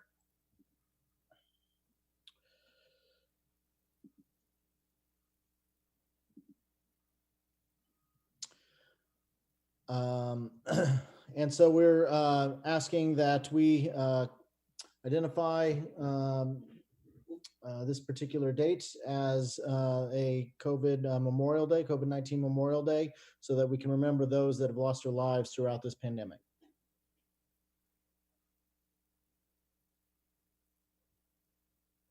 You're on mute, sir. Sorry about that. Do we have any council comments or discussions?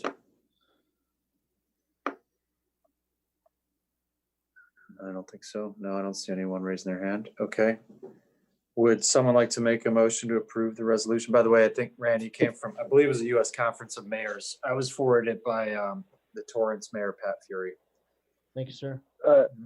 I'll throw out there that look, there's certainly no objection to memorializing the tremendous toll this takes. I would say that in any historical event, attempting to memorialize it while it is in motion can be somewhat problematic because you lose the ability to memorialize it after it's done. So you tend to shy away from those sorts of things. Obviously, if this thing is 1,000 cities deep, then there may be no point in looking askance at it. I would just say that just historically speaking, trying to encapsulate something that is still unfolding may not have the breadth and depth of the event totally encapsulated. If it were me, I would say we're premature, but certainly I don't want that to be misinterpreted as El Segundo does not feel the full weight of the event. Thank you, Mayor Pro Tem. Yeah, that's interesting perspective. I didn't think about it that way. Who knows how long this thing will go on, unfortunately. Okay, anyone else? Well, let's see if we get a motion to approve it. Do we have a motion to approve? Mayor. Yeah, yes.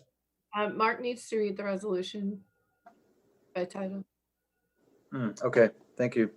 Did I not put that in your script? No, it's okay though. Mark, you there? I am. My apologies. I'm scrolling. A lot of attachments. Mayor and Council, a resolution of the City Council of the City of El Segundo, California, supporting the designation of the first Monday in March as COVID-19 Memorial Day in remembrance of those who have lost their lives and in honor of those who continue to suffer from the impacts of the virus, is ready for adoption. Okay, do we have a motion to approve? Giarrusso moved. Thank you, sir. Do we have a second? Persick, second. Thank you. Madam Clerk? Councilmember Drew. Yes. Councilmember Nichol. Aye. Councilmember Perstep. Yes. Mayor Pro Tem Pimentel. No. Mayor Boyles. Yes. You pass 4-1. Okay, thank you. All right, item 7, selection of many mansions. Randy, I appreciate that. I know that was a lengthy one. Item 7, selection of many mansions to serve as city's affordable housing service provider. The recommendation is to authorize the city manager to enter into an exclusive negotiating agreement, ENA, with many mansions to serve as the city's affordable housing services provider to develop and manage affordable housing unit services and programs. Mr. Mitnick, who will report on this? Mr. Mayor, I'm going to do this with our land use or our consultant, Kathy Head. But since the council's been at this for 3 hours, Mr. Mayor, would you be interested in a break, or should we just keep going? I'll ask how our colleagues doing. Lance says no. Anyone need a break? Don't feel bad saying yes. I think we're good. Thank you, Scott. Okay. Mr. Mayor, members of the council, with this item, we have, this has been a team effort. This has been in the works for quite some time. So I mentioned Kathy Head, Managing Director with Kaiser Marston. She will be here. It'll be a sort of a tag team effort between the two of us. We also have other staff and other consultants. Tina Gill you're here, right? I saw your name in there. Right, there you are. Tina Gal is here as well. She's our CDBG consultant. So if need be, she can answer questions. And then we have our Development Services Director, Sam Lee, planning consultant, Dennis Cook, and other staff who worked on this. They're here as well.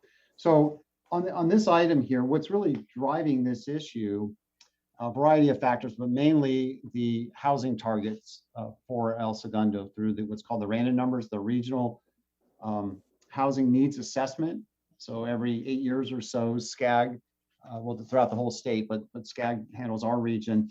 They redo the housing goals for each city. And for El Segundo, the numbers that we had in place from the year 2013 to the year 2021, we had some very low numbers, very low target numbers. And then the recent numbers that recently came out pushed the numbers up quite higher. So we might talk a little bit more about that.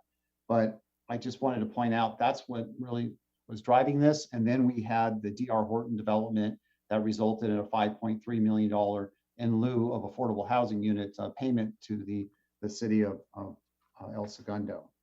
So what I'd like to do is I'm gonna tell a little bit more about the background or talk a little bit more about that. Then I'm going to turn it over to Kathy Head, and she'll explain to you the RFQ process and how it is that her the review team that she was part of, how they came up with a recommendation.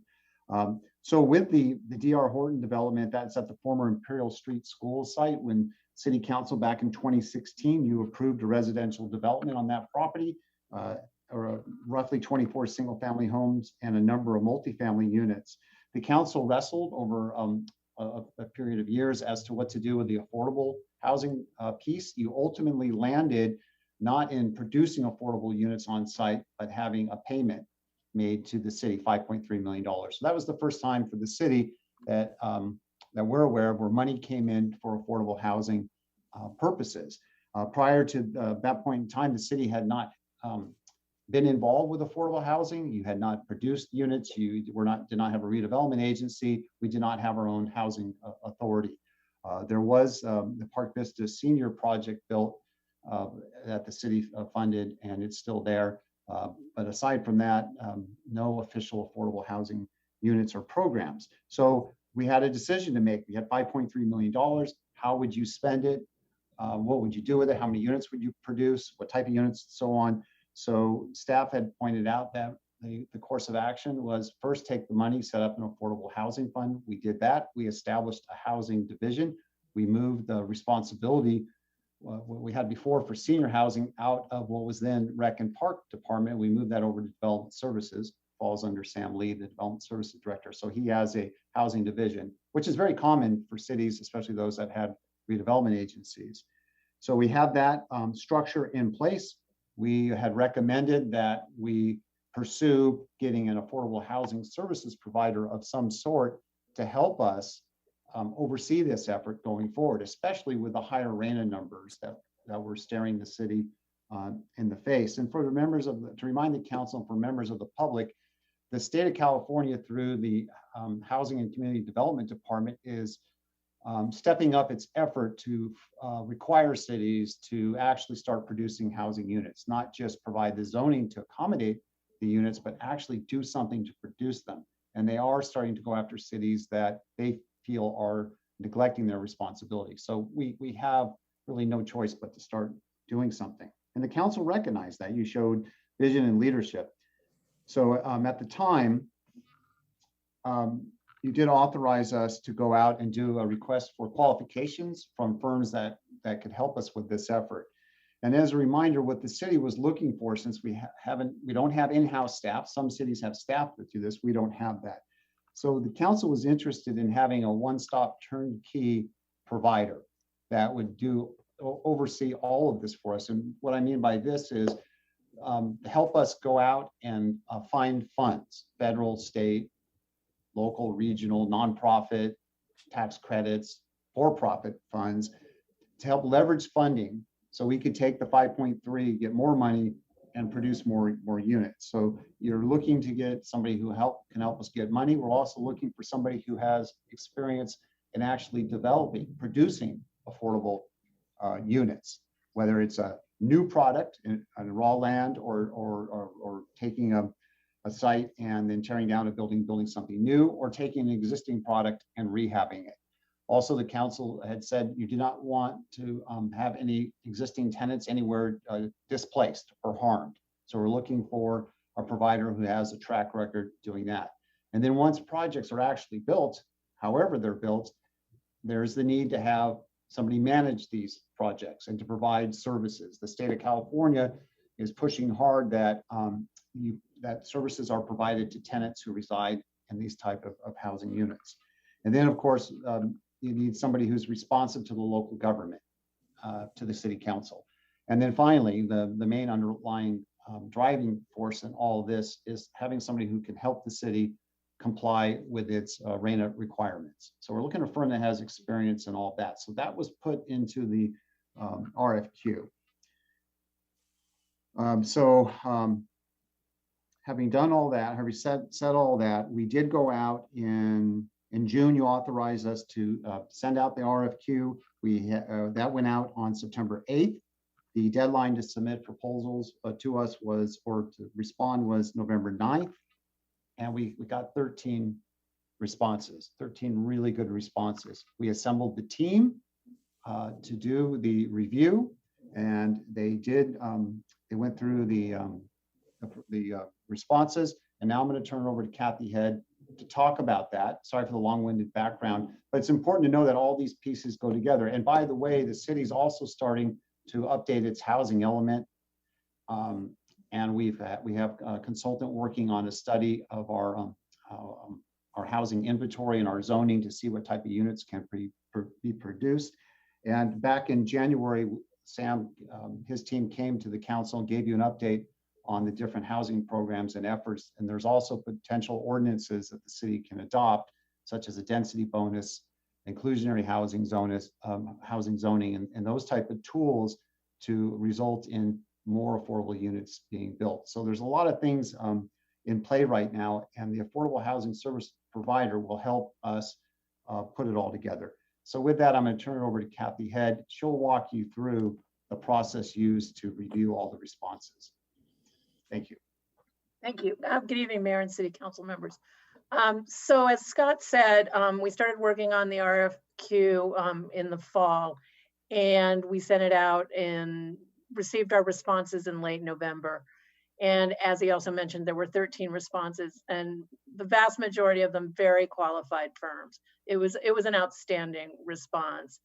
There were 5 of us on the evaluation team. So we worked together on evaluating the various responses to the proposals. And then we interviewed a short list of 5 of the teams. And then from there, we came up with the 3 recommended finalists that are in your staff report. So what I wanted to talk about briefly is what went into the scoring when we were looking at these firms, because it is really important to understand that this isn't just a traditional developer selection. This is more or less a partner for the city and an entity that will help you with your strategic planning and will help you with monitoring and administering not only their affordable housing projects, but other affordable housing projects that may be developed in the city. So we looked at those 3 components, and that became the real decision point on which teams we recommended, was which teams actually showed that they were not only great developers, but they had that management and administrative experience, with the third leg being financial capability. So I'm going to just go through basically what we looked at. The scoring broke down into development, excuse me, development experience had 40 points, financial capacity had 30 points, and management and administration experience had 30 points. That broke down further. And the way that broke down was within development experience, what we were very much interested within those 40 points were the entities, the teams that responded to the RFQ. Did they recognize the characteristics of El Segundo when they put together their proposals? So did they provide, in their experience section, did they provide sample projects that were similar to projects that might be developed in El Segundo? So that became very important, and we measured that in terms of working in smaller cities, having senior citizen projects within their portfolio that they mentioned as experience. And then there were demarcations from there. The next very important point was, do they have experience obtaining outside leveraging? So can they, all of them had tax credit experience, essentially, going out and getting low-income housing tax credits. But did they also have the ability to go find other funding sources in addition to low-income housing tax credits so that you could leverage your funds against a variety of outside funds to minimize your financial commitment and maximize outside financial commitment?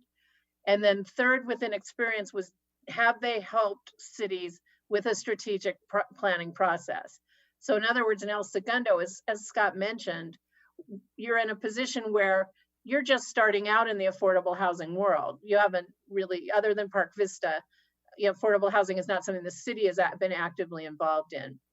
And so as the first step in this whole process is the city and the community and the public policy makers and staff need to work together in an outreach sort of a program to figure out what the goals are for the city's affordable housing and how should those goals be achieved. So it was very important to find a team that had that type of experience with, especially with community outreach. And again, a variety of the teams had very good experience in community outreach, but that was just another major priority. In terms of financial capability, those were just typical looking at financial statements and figuring out, you know, this is what I do. So, I mean, we're looking at liquidity ratios, debt to equity ratios, and what kind of capital they had available to do to work with. And so that was another 30 points there. And then finally, and very importantly, was the management and administrative experience. And I will say that it really came down in evaluating the teams. That became the linchpin in the decisions for a recommendation, was not only what experience did they have managing their own projects, but what experience did they have helping cities with again, monitoring and administration of other affordable housing projects.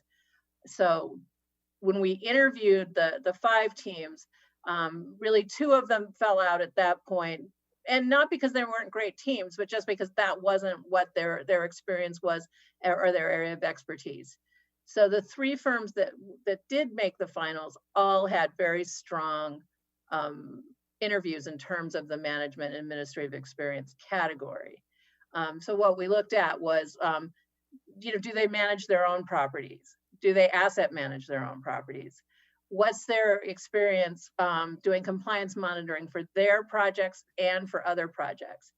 And then what administrative services have they offered to the communities in which they're working?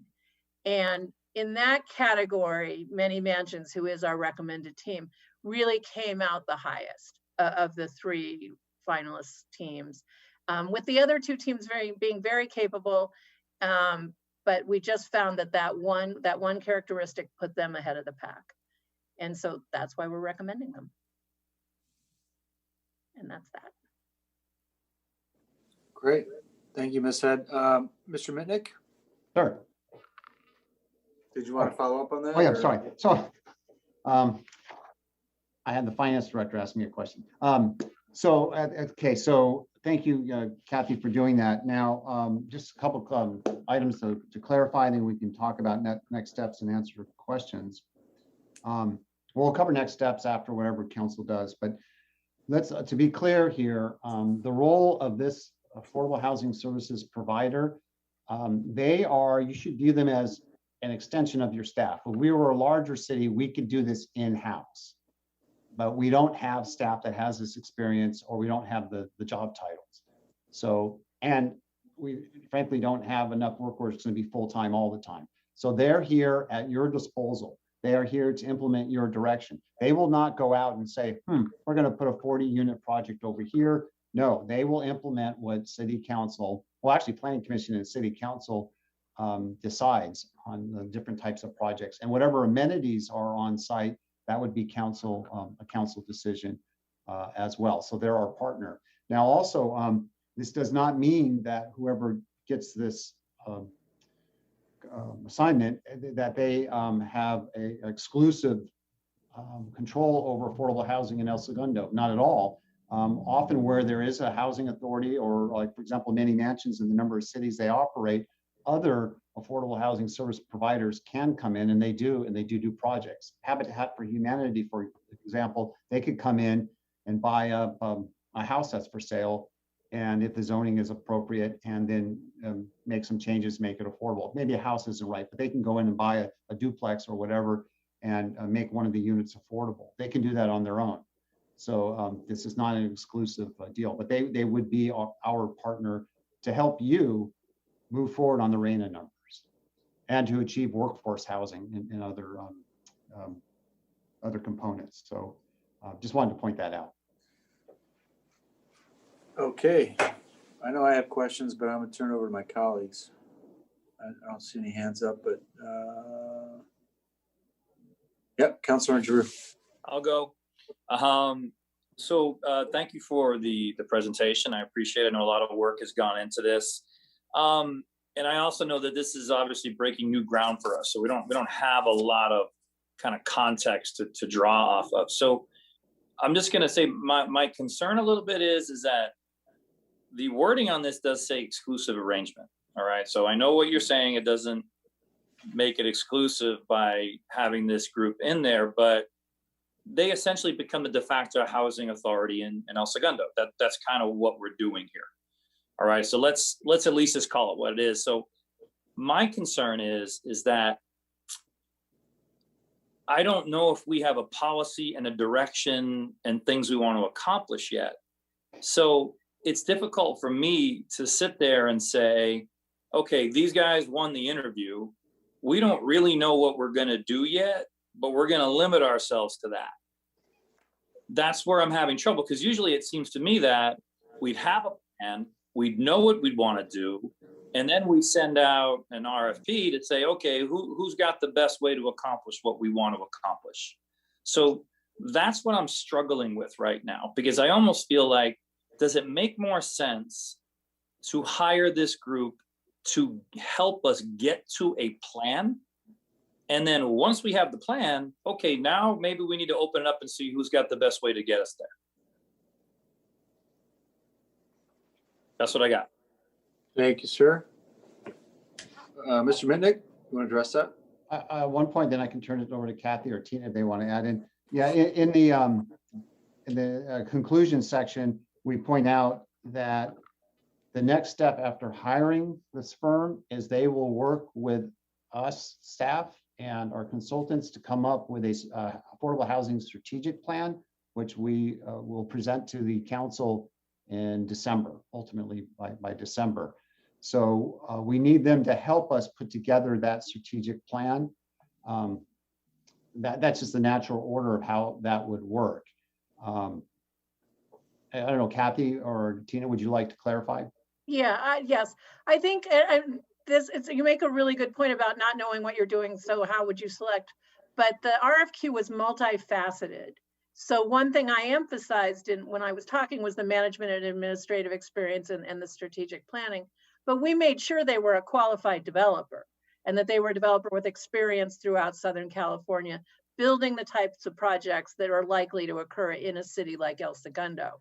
And so I would say, on the measure of them as a developer, they compared very well to the other development teams, or they wouldn't have made the finals. Because as I mentioned, the 3 finalists are all very qualified to do the administrative and monitoring work, and they were all very qualified developers. So Many Mansions does have the experience getting the outside leveraging. They do have the experience building a variety of different types of housing, and they are active in Southern California. So irrespective of what comes out of the strategic plan, they're very qualified to act as your lead developer in that sphere, which is sort of the goal of this process. Kathy, I'm not debating whether or not they're qualified. I know they are. That's not it. I'm concerned with our lack of a policy right now. Like we don't know what we want to do yet. Right. That's what I'm talking about. It just seems to me putting the cart before the horse a little bit. That's all. I know that you've done your due diligence. I know that everyone who applied for it were very, very well-known companies, and it was very exciting to see everyone that interested in us. So that's a great thing. I just don't want to pigeonhole us into a situation here where we're not sure what we want to do and then we're locked in. That's, to me, it's a little bit of a dangerous position to put ourselves in. That's all. I don't want, we only got $5 million to deal with right now to start this. And I just want to make sure we do it right, not necessarily fast. Okay, thanks, From Councilor Drew. a legal perspective, Yeah, Mark. Explain the ENA.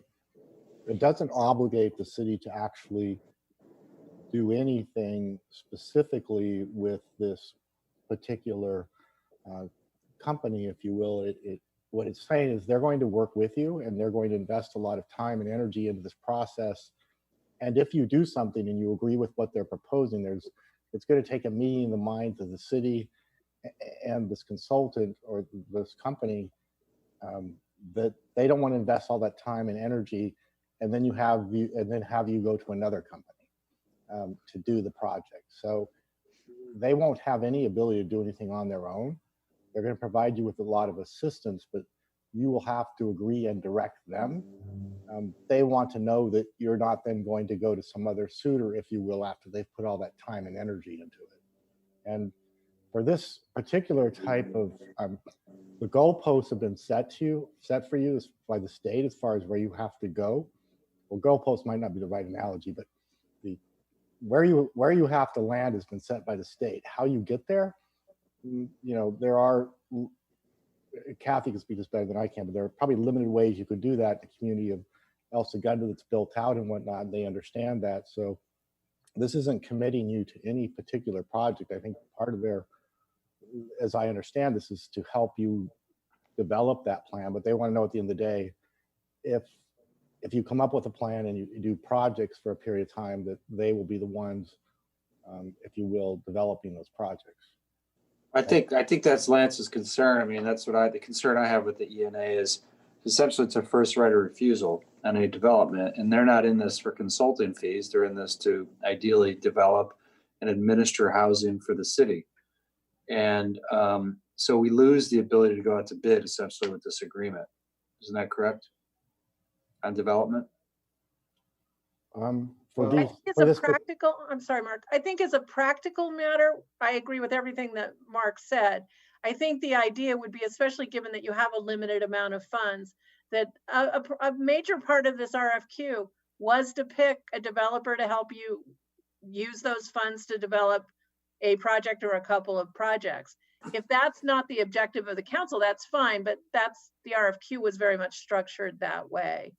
And Mark's right. I mean, if you wanted a consultant to help you with a strategic plan, then an RFQ for a developer team was not the right way to go, honestly. You would have gone out for a professional services. Yeah, I guess that's what I'm struggling with. Firm. That's what I'm struggling with, Kathy, is that to Lance's point, we don't have the housing element plan done yet.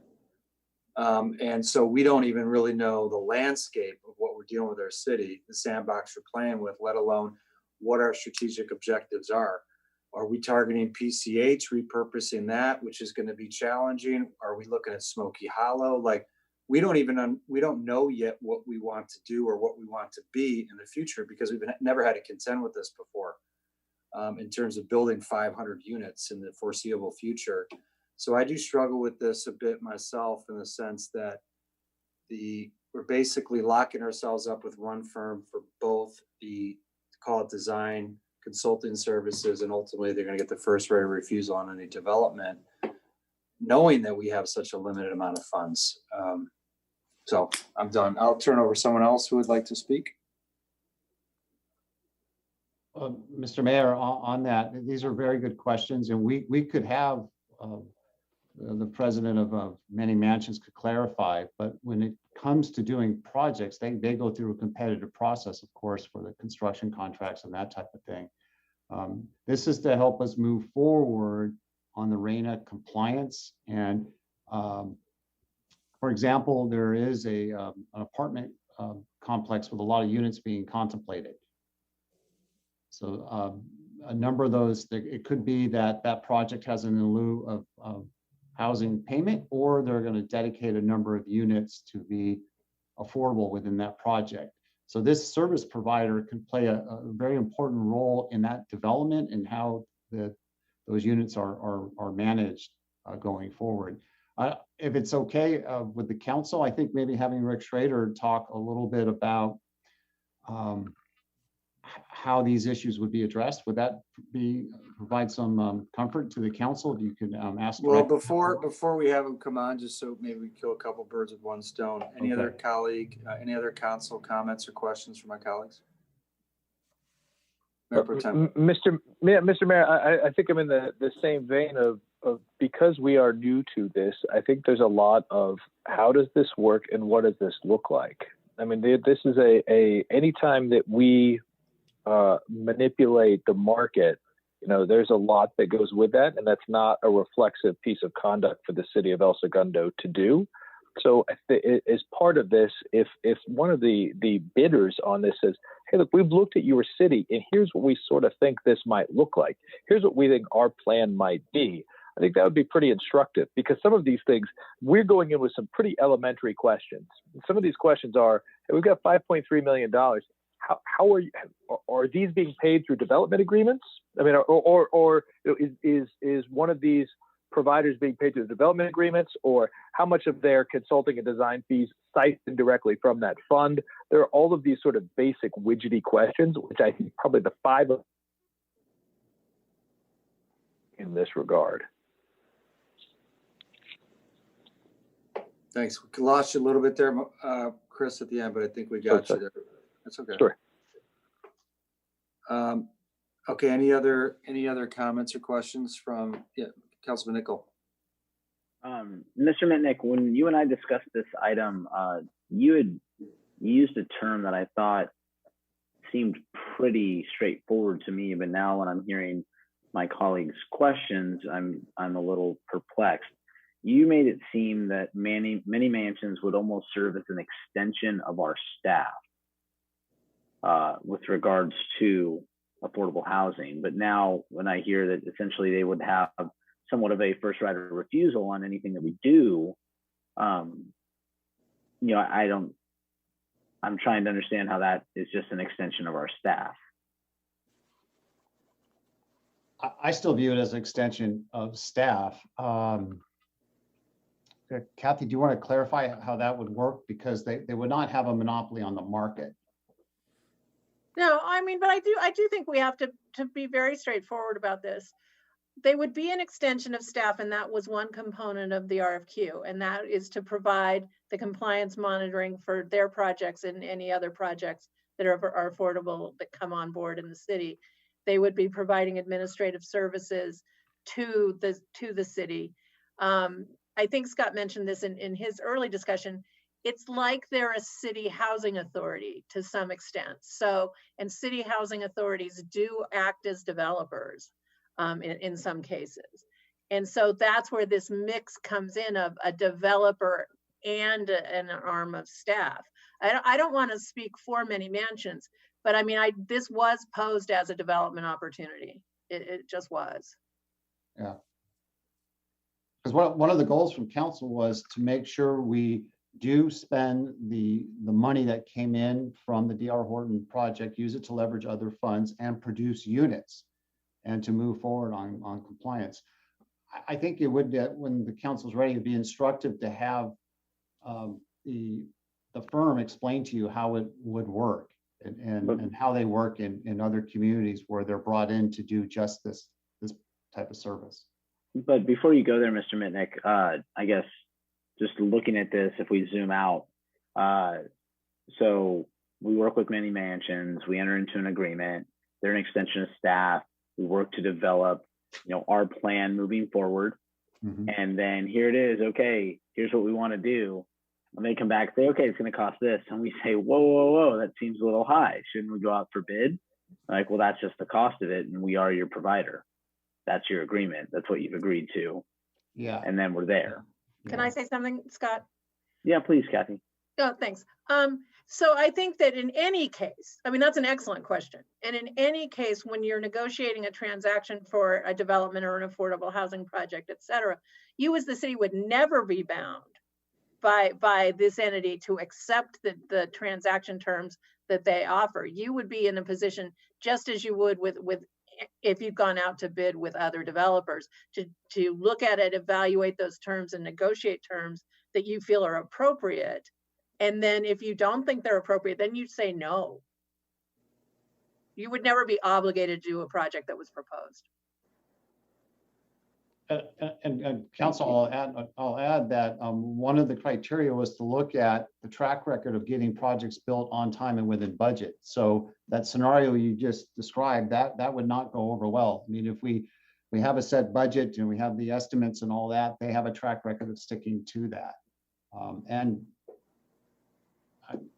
I think that's kind of speaks for itself. So I just want to understand, Kathy, the mechanics of the deal point. So you're basically saying with the CNA, they have first right of refusal. They propose something, or for whatever reason, we don't like it. We could then go out to bid and open it up to other suitors. Yeah, I mean, I think that I was thinking more of it, you would negotiate with them to get to terms that you were comfortable with. But if you were unable to reach terms you were comfortable with, you would not be obligated. I think a reasonably analogous scenario is Community Corp of Santa Monica. They're effectively for many years has been the Santa Monica affordable housing developer, not as much now as for many decades. And I've worked on those projects. Every project that came in through Community Corp, city staff and or consultants evaluated the financial terms, negotiated the terms, and came to a transaction that the city was comfortable with. And if they didn't, then the transaction didn't happen. And Kathy, Mr. Mayor, if I could, in those scenarios, the city was driving the projects, just like we would here. The council would give the thumbs up to go do a type of project, set the parameters. We rely on the service provider to go do that. And if they have to stay within the financial parameters or scale the project back. Yeah, I get that. I guess the difference here is that the person that is, you said that you would go to the staff and the staff would vet it. Well, the staff is the outside consultant. Yeah, I'm kind of hoping that's where I step back in. Okay, that's what where my mind was going, is that we would need, I think, a third party, just as good stewards of these dollars. No, no, for example, with Community Corp in Santa Monica, I and another consultant, another competitor firm, was the consultant that evaluated the financial terms for the city. That makes more sense to me. Okay, do you want to turn it over? Is there any other council questions or comments before we turn over to Mr. Schroeder? Scott, did you want to go to the bidder, the company? We could do that. Rick, it's up to you. Okay. So, Mr. Schrader, do you want to introduce yourself? And you heard some comments in bots here. Can you share your experience and how it would work? Thank you very much, Mr. Mayor, members of the City Council, city staff. I am Rick Schrader. I'm president of Many Mansions. And with me tonight is Alexander Russell, our executive vice president. And I did hear your concerns and your questions. I think those are very good ones that I think we can easily address, because I think there might be some misconception as to how projects, affordable housing projects, are developed and what the role of the city is. We've worked with many different communities throughout Southern California, assisting them. I think this is one of the things that really attracted us to this engagement, is the ability to work closely with the city, help them on their strategy, help them come up with how they're going to meet their affordable housing needs. We know that every community is different.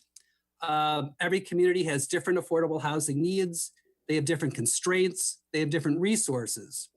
And I think the way that projects are developed, and I don't want to get too technical in it, but the way that we view this engagement is working very closely with your city staff, looking at potential sites, looking at potential opportunities, and then seeing how we could, or how someone could develop them. Who would it serve? How many units could be developed? How much would it cost to develop? What type of financing could we get? We're very good at leveraging resources. Where could the city's money be used? I think one misconception is that the city's money would not be used to pay Many Mansions. It would be used to invest in the affordable housing project as a loan. So maybe the city's money is used to help buy the land. Maybe it's invested as a loan to help to fund the construction or other project costs. It's not money that's going to Many Mansions, but it's being used to further the development of the project. I think we're quite fortunate for Many Mansions because, as Mr. Metnick mentioned, we do many different things. We manage properties, we develop properties, we do all the on-site service programs for the adults and the children. We work with the community. We do many different things. But maybe Alex Russell can give you some examples of how we've worked with communities in the past and how we've structured projects for them. Yeah. Good evening, everyone. As Rick mentioned, these are all really great questions. First, I'd like to say we're really thankful for this opportunity, whatever the outcome. As discussed in our proposal, we really want to be partners. We're not looking to build one project or others. We're not looking for any sort of exclusivity.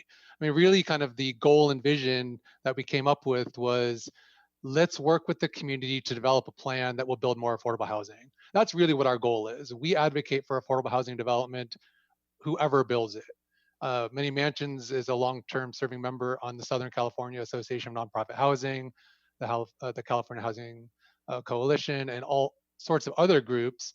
And really what we want to do is help the city provide a framework that will build more affordable housing. We don't expect any sort of exclusivity. We don't expect any sort of guarantee. Honestly, what I would personally recommend if I was in your shoes would be to do what we've done in other communities where the council actually bought the land that they were interested in and then worked with us or another to build out to that goal to meet their needs. So for example, in the city of Camarillo, we were looking at a site. They used their money to buy the site. And then we're working closely with the city council and staff to build out their vision. And in this case, it's a really cool and innovative vision where we actually have housing for people that were homeless all the way through home ownership. We brought in Habitat for Humanity to build some home ownership units, and it's that full spectrum of housing.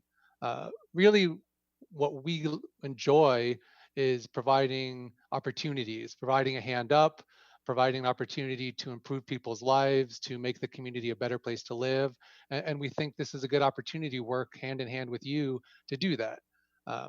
We don't have any preconceived notions about what it is. And when we met with staff and with Kathy and others, we kind of laid out like a 12-step process for the strategic plan, where we'd meet with the city to talk about your goals, review some options, maybe highlight a few neighborhood areas or types of development opportunities, then go out and do an extensive amount of community outreach, get feedback, just like the housing element process, get feedback, incorporate opportunities, and then start looking for development. Because we agree, we don't want to get ahead of the cart before the horse and start looking for development opportunities and proposing things that haven't been vetted by council, that haven't been vetted by the community. So we don't expect this to be a quick process. As Mr. Mitnick mentioned, the Affordable Housing Strategic Plan would take probably through the end of the year. And then we would start looking for opportunities, which would then take several more years to actually come to fruition. As you all know, the development process takes a little longer than we'd like, but it is a process. And it is something that we feel that we're very good at, and we're looking forward to the opportunity to work with you guys. But I think the main thing I wanted to reiterate is we don't see this as an exclusive agreement. If at some point, the city doesn't like the direction that things are going, or another developer comes in, it's the city's money. You guys always have the option to do whatever you want with it. We hope that you choose us. We hope that we become good partners. And really that's our job. If we're not good partners, then we don't deserve to be your partners. So I hope that kind of helps address some of your concerns. If not, I'm definitely happy to answer any additional questions. Councilor Giroux, please. Yes, thank you for that, Alex. Quick question. I think you just mentioned it, the strategic timeline right now, you're saying the end of the year, right? So it's going to take 10 months to kind of come up with a cohesive plan. Right.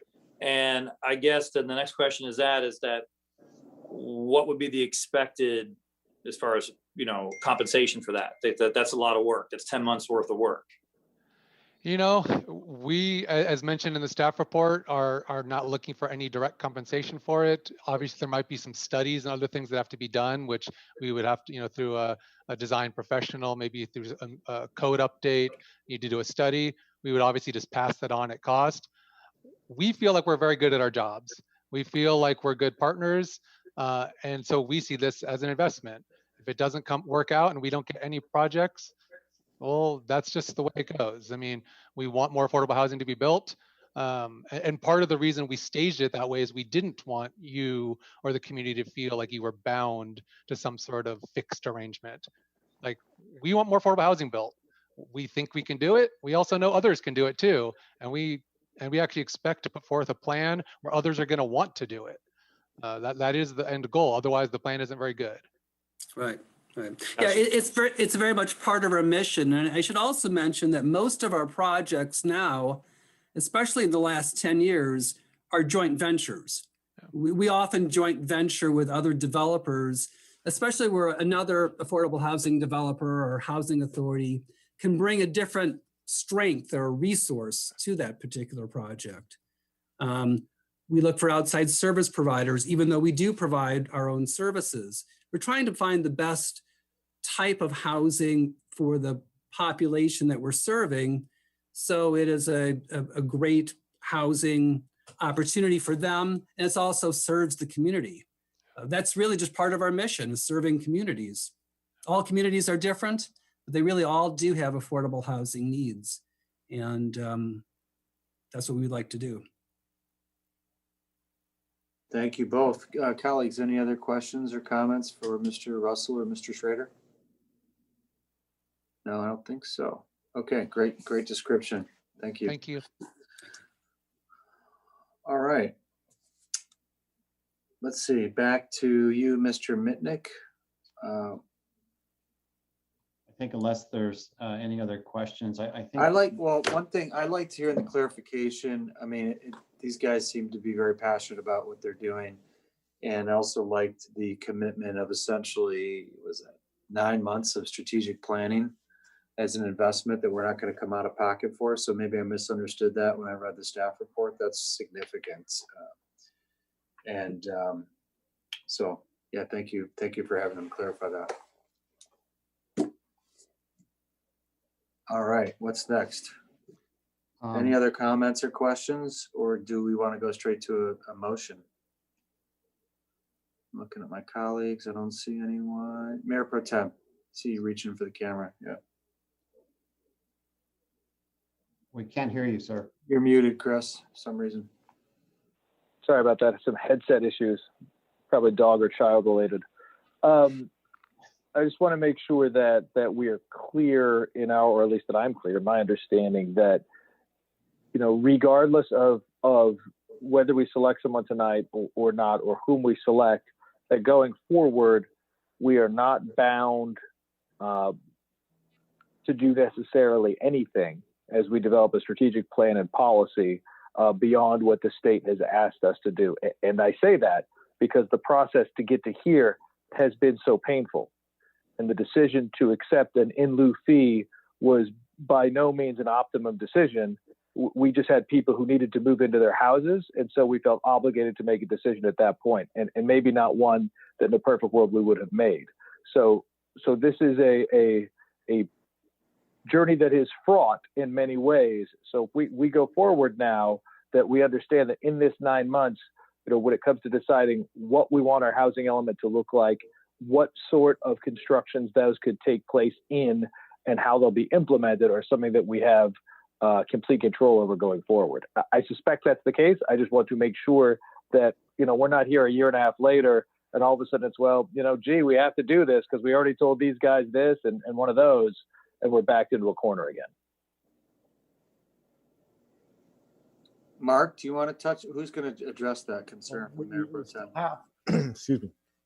We still need to negotiate out the terms of the ENA, and this is useful in understanding what the council's concerns are. And I think that with that, we can, if I'm understanding Many Mansions correctly, we can craft this to resolve those concerns, and you know, one of the things we do is bring that back with a clearer understanding of how this will work, if that will be more useful to the council. And Mr. Mayor, as we spelled out in the next steps, if council's agreeable to this course of action, we will work with Many Mansions and come back to you in May with a service agreement, and then get to work with Many Mansions to come back to you in December with a strategic housing plan. Remember, we're really hiring their expertise to help us understand what type of tools we need to put in the toolbox and what type of projects that you can do going forward to help on with these random numbers. And you are right that we're basically making up for decades of not having this function, and we're trying to put it all into place. We don't really know what we want to do, but we know we need to comply with the random numbers, and we know we have an acute housing challenge in our community. So these guys are passionate about what they do. This is their mission. This has been their firm's mission. And we really feel they'll be a good partner with us. If you're not comfortable with them, we can go to another provider or do it a different way. We're just trying to help you move this ball forward. You did tell me you want to see action on this and us to really go out and start doing, making some progress in this area. So that's why we have this in front of you. Thank you, Mr. Mitnick. Any other council comments, questions? Otherwise, I'll entertain a motion. Someone like to make a motion authorizing the city manager to enter into the E&A with mini mansions. Giroux, motion to approve. Thank you, sir. Nichols, second. Great. Madam Clerk, would you please take a voice vote?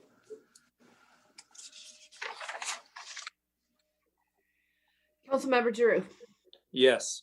Councilmember Nichol. Aye. Councilmember Perstep. Yes.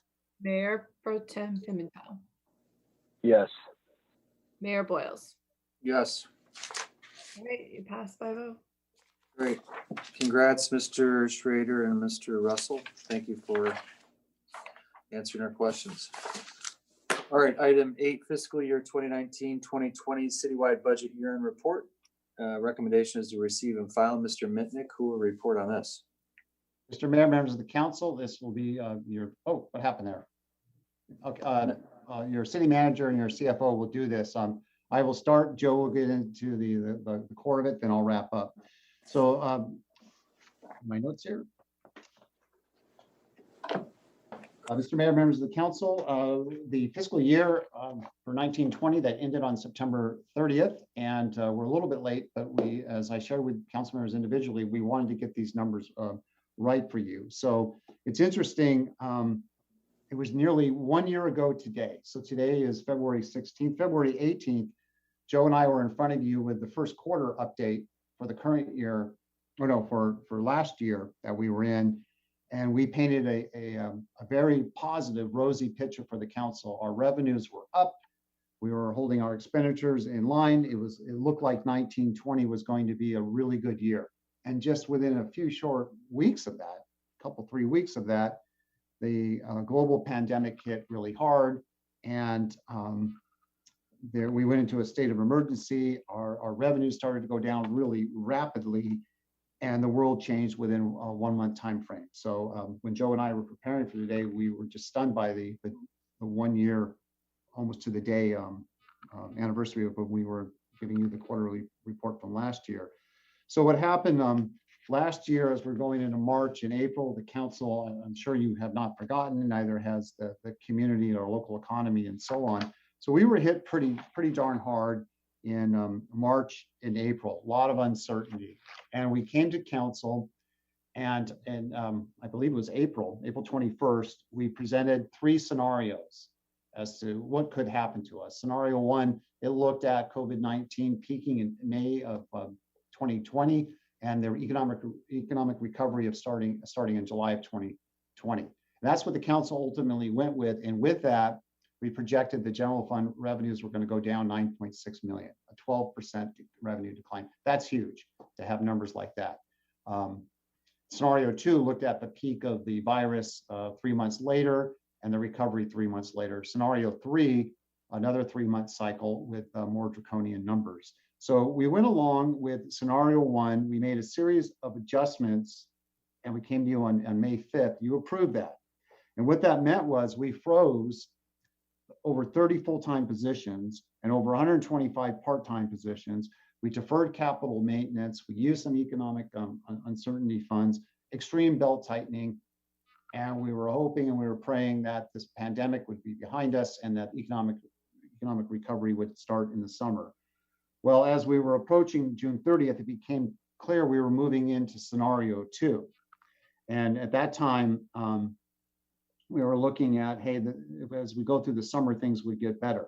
And there was still some uncertainty about where we would end. So now we're here to tell the story about where we ended. Now, I will tell you, it appears that the COVID-19 virus peaked in January. The numbers are starting to go down. We won't want to get too comfortable with that, but that's what it's looking like.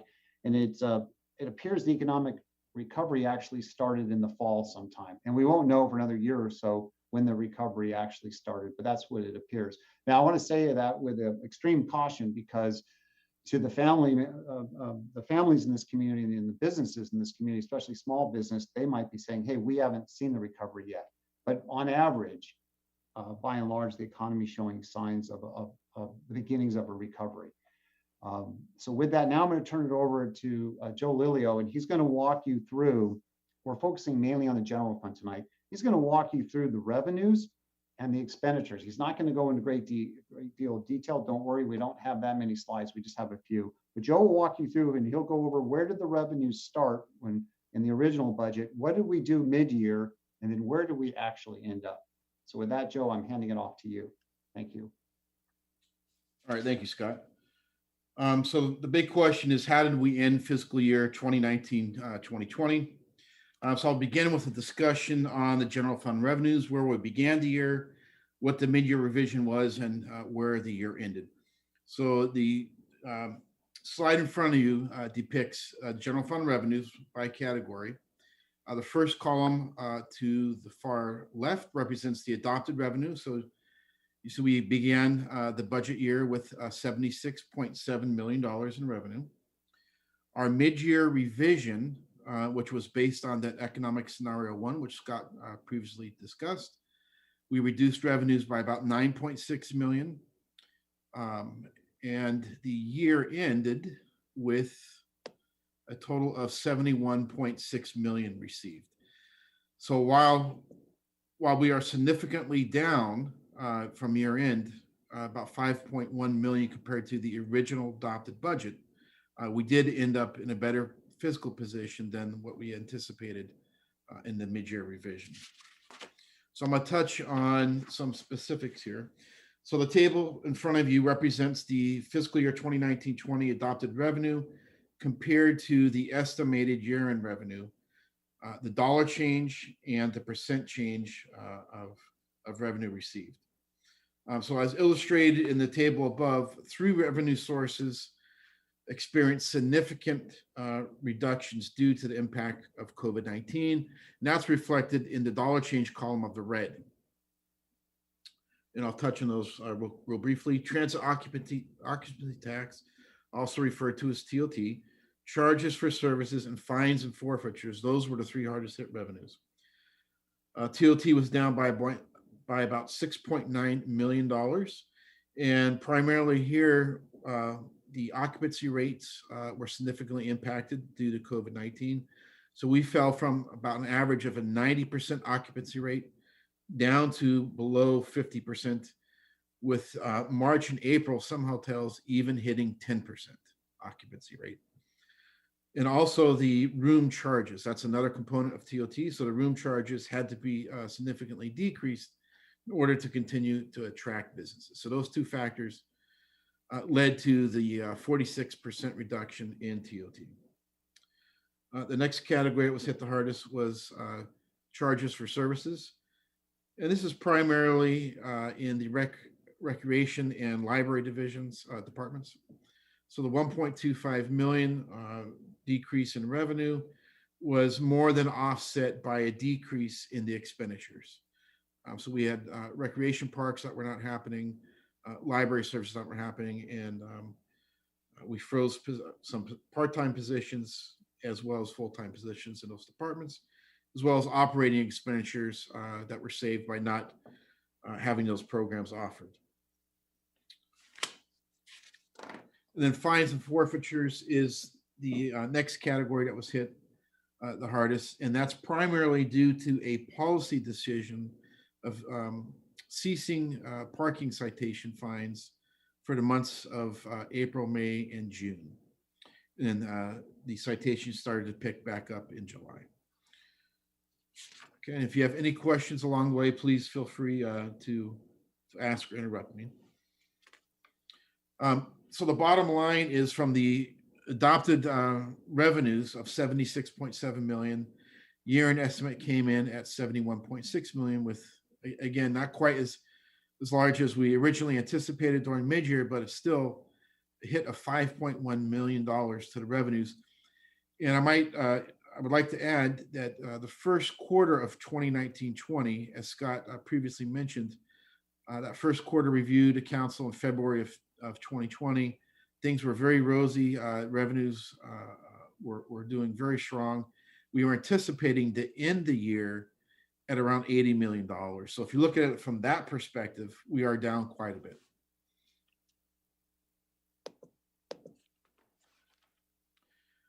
Okay, this next slide is the general fund expenditures. The adopted budget was $80.8 million as reflected in that column to the left. The mid-year revision, which again was based on the economic scenario 1, was reduced to $75.1 million for a reduction of about $5.6 million in appropriations. And then the year end came in at $76.4 million. So we are down, expenditures are down about $4.4 million from the adopted budget. So this slide just depicts the original adopted budget of the $80.8 million versus the year-end estimate of the $76.4 million. Some items there I just want to touch on real quick. Most departments came in under the original adopted budget, and that was really due to frozen positions, so 30 full-time positions that remained vacant, 125 part-time positions that were vacant, deferring maintenance. Some capital projects were deferred. As you can see at number 9 here on the list, transfers out to CIP, $1.5 million in CIP that was deferred.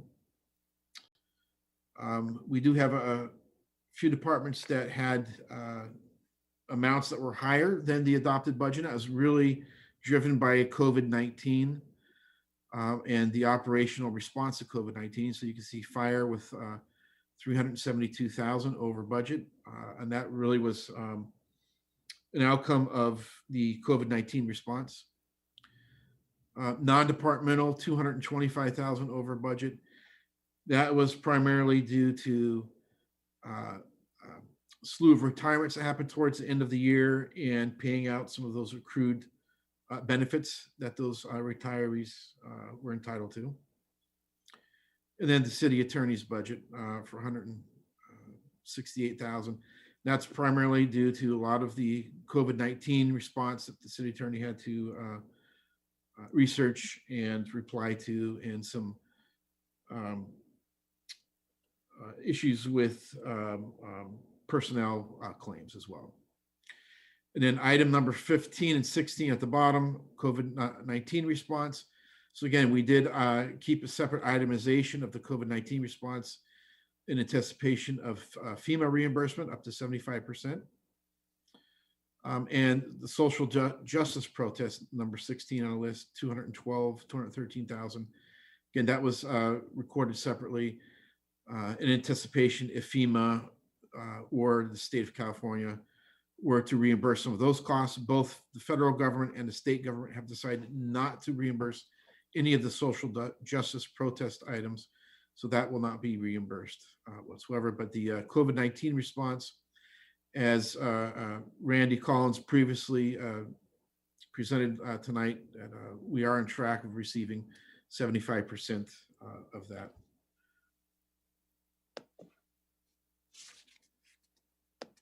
So a quick discussion on the other funds. And this is primarily, I'm going to primarily focus on enterprise funds. So that'll be water, wastewater, golf.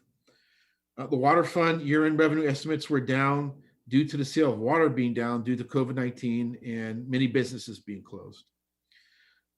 So expenses were down compared to the budget as well due to a decrease in water purchases of about $2.8 million. Again, that's because the business is being closed. $1.9 million in pending capital projects that were not done in 1920 that rolled over to 2021, and about $500,000 in salary and benefit savings due to vacancies. The wastewater fund, this was year-end revenue estimates were up by $357,000. This is primarily due to one-time connection fees from new developments. Expenses, while greater than the revenue, were down compared to the budget due to pending capital projects. There was 2 main capital projects that were delayed: the AMR meter installation and the wastewater pump station rehab program. totaling about $940,000. The golf fund year-end revenue estimates were up by about $34,000 compared to the adopted revenue. This is attributed to the strong demand for golf since the outbreak of COVID-19. It's one of the few recreational activities permitted by LA County Public Health Department. And expenses were slightly above budget due to the increase in operational costs associated with the increase of demand for the golf course and driving range.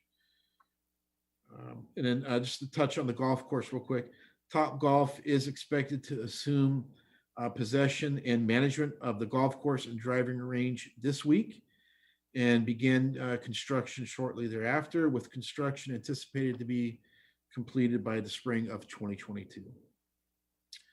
And just real quickly on the other funds, so all of our special revenue funds and proprietary funds, while not discussed tonight in the year-end update, that will be discussed in detail during the presentation of the city's fiscal year 2019-2020 comprehensive annual financial report, also known as the CAFR, which will be presented to City Council on or before April 20th of 2021. So I'd like to turn it over to Scott now to talk about the conclusion and the future.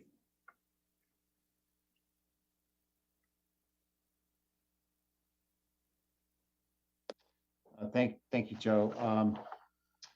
We're almost done, Council. Thank you. So again, on the one hand, I like to say, hey, luck was on our side as how we got through this. No, but it was the council's your insistence in living within our means and your vision, your leadership. We got through it. We didn't have to take draconian measures, but we had to do a lot of uncomfortable belt tightening, and we did our level best to minimize negative impacts to the community.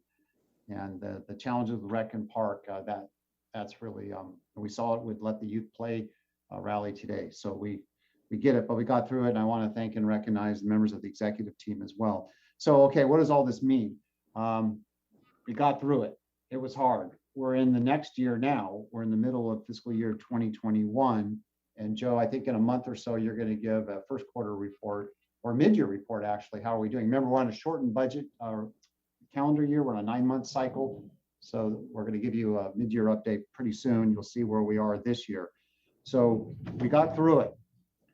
Next year, 21-22, as we look at, we're already starting the process to prepare that budget. We're going to have a budget study session with the council, I think in April, right, Joe? I believe it's in April.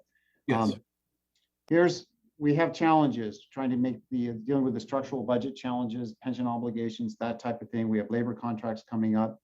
So on pages 16 and 17 of the staff report, and we've done this before, we delineate for you, council, some of the balanced budgeting options. There's 13 of them.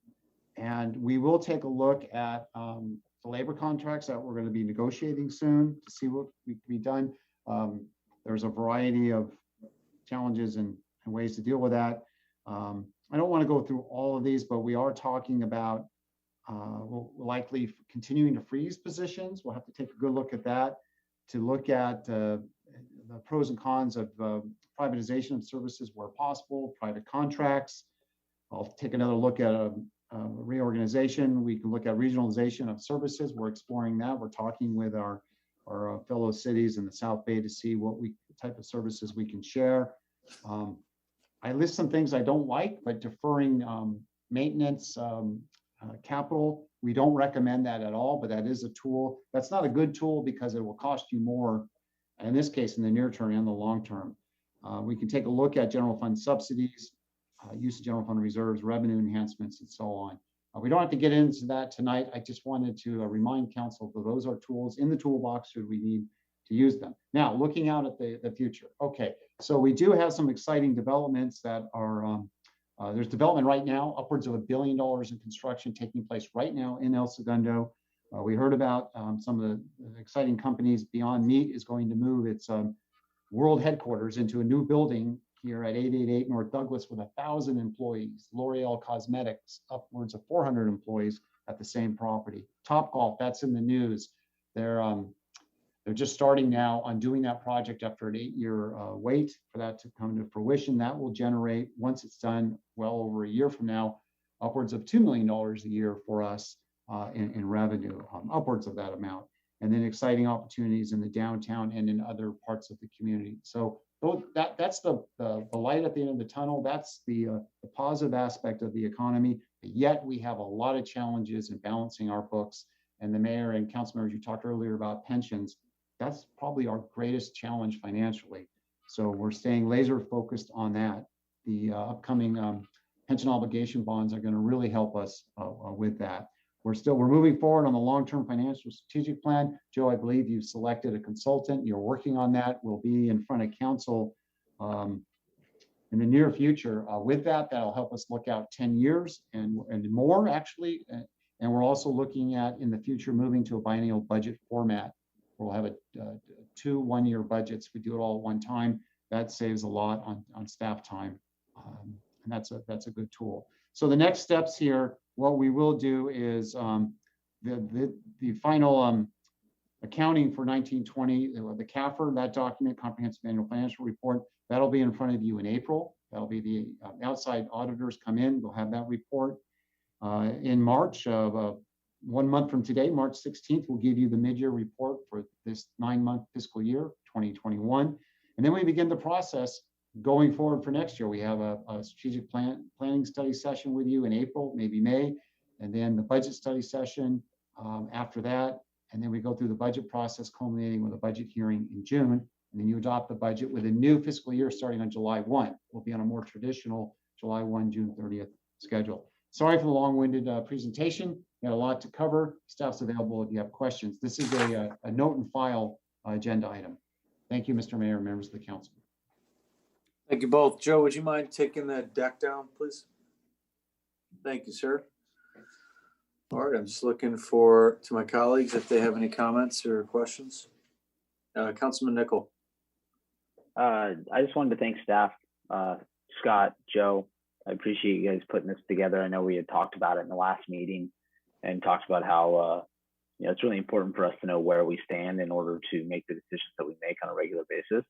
So I just wanted to thank you for that. And I commend all those departments that were able to come in under budget and freezing, when you do a hiring freeze, I know me personally, my expectations of service do not go down, and we are a service organization. So our staff has essentially provided we're very close to the same level of service with less bodies this past calendar year. So I just wanted to say thank you to staff for all that additional work. That's all I got, Mr. Mayor. Thank you, sir. Any other comments or questions on the budget? I got one quick one, Scott. I just like to understand a little bit more about the 2-year budget process, just because that's a departure from what we're used to here. So yeah, I'm sure when you get into that, your timeline, you'll walk us through that so we can get more comfortable around that. Just makes me a little nervous knowing we've got such major decisions to the thought of going 2 years, but we can talk about that more in detail later. Yeah, that would be 2 1-year cycles. So it's not a 2-year cycle, it's 2 1-year. And yeah, it's a good tool. When we get down there, that's down the road, but it's a very good tool. And I think I haven't met a city council that didn't like it, and you'll see why later, but we can talk about it later. But again, it's your decision down the road. Gotcha. Okay, thanks. I don't see any other hands up or anything. So let's see. We just need consent. Anyone opposed to receiving and filing the budget report? Nope. Great. We're moving on. Thank you very much. Okay. Item number 9, rounding out the midnight hour. Update the model floodplain management ordinance recommendation, introducing a proposed ordinance amending city models floodplain management ordinance and place on the March 2nd, 2021 City Council agenda for second reading and adoption. Scott, who's reporting on this one? Okay, your Public Works Director, Elias Sassoon, will do it under 1 minute. This is being done exclusively for our residents so they retain access to federally backed flood insurance. Okay, I'm going to start the timer now, Elias. Go. Thank you. Good evening, Mr. Mayor and members of the City Council again. Regarding this item, we have been contacted by FEMA, and we were asked to amend our floodplain ordinance so that our residents and our businesses be eligible to renew or purchase federally subsidized flood insurance. And this is really the conclusion of my presentation. I'd be glad to answer any question you may have. Was that Excellent. on minute? All right, you live for another day. Okay. Any discussion from council? Not seeing any. City Nickel, attorney? so moved. Oh, we gotta read the ordinance by title only, I think, and then we'll introduce it and then it'll come back to us. Let's see, city attorney, would you please read it? Okay, and Councilmember Nickel can then introduce it since he was the first one to draw. Yes. An ordinance amending there's a problem, model floodplain management ordinance for special flood hazards within the city in order to maintain eligibility within the National Flood Insurance Program. Environmental assessment number 812 is ready for introduction. I would gladly like to introduce this, Mr. Mayor. Excellent. This will be brought back then for potential adoption at your March 2nd council meeting. Great. Thank you. All right. City clerk, any reports out of your office?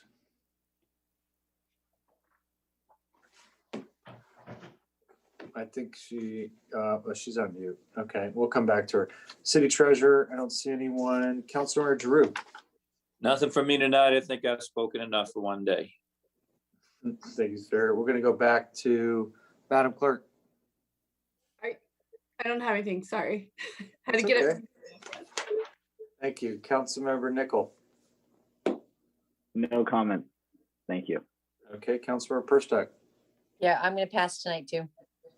Okay, Mayor Pro Tem Pimentel. Nothing for me this evening, Mr. Mayor. Thank you all. I'll be really brief. I promise. Due to lifeguards, we are promised an update within, I think, about 20 days. Board of Supervisor Hahn put forth the motion to have the LA County Fire Department look into it. They said they need 30 days to review it and the viability of the program for the summer. Hopefully we get good news and that great program continues. At the last City Council government meetings, we spent time talking more about LAWA. Mayor Pro Tem has been involved in a lot of those conversations at that transportation committee within that group. And I know just tonight, some of our neighboring cities to the south, at least one in particular, is weighing in on to what extent they oppose the LAWA expansion into Concourse 0 and Terminal 9. So more to come on that. That's all I have this evening. Yes. I'm sorry, I had to step away. Did Mark Hensley read the ordinance, and did you Yes, Councilman Nickel introduced it after he read it. Thank you very much. Thank you. City Attorney, anything to report? Nothing this evening. Thank you, Mayor.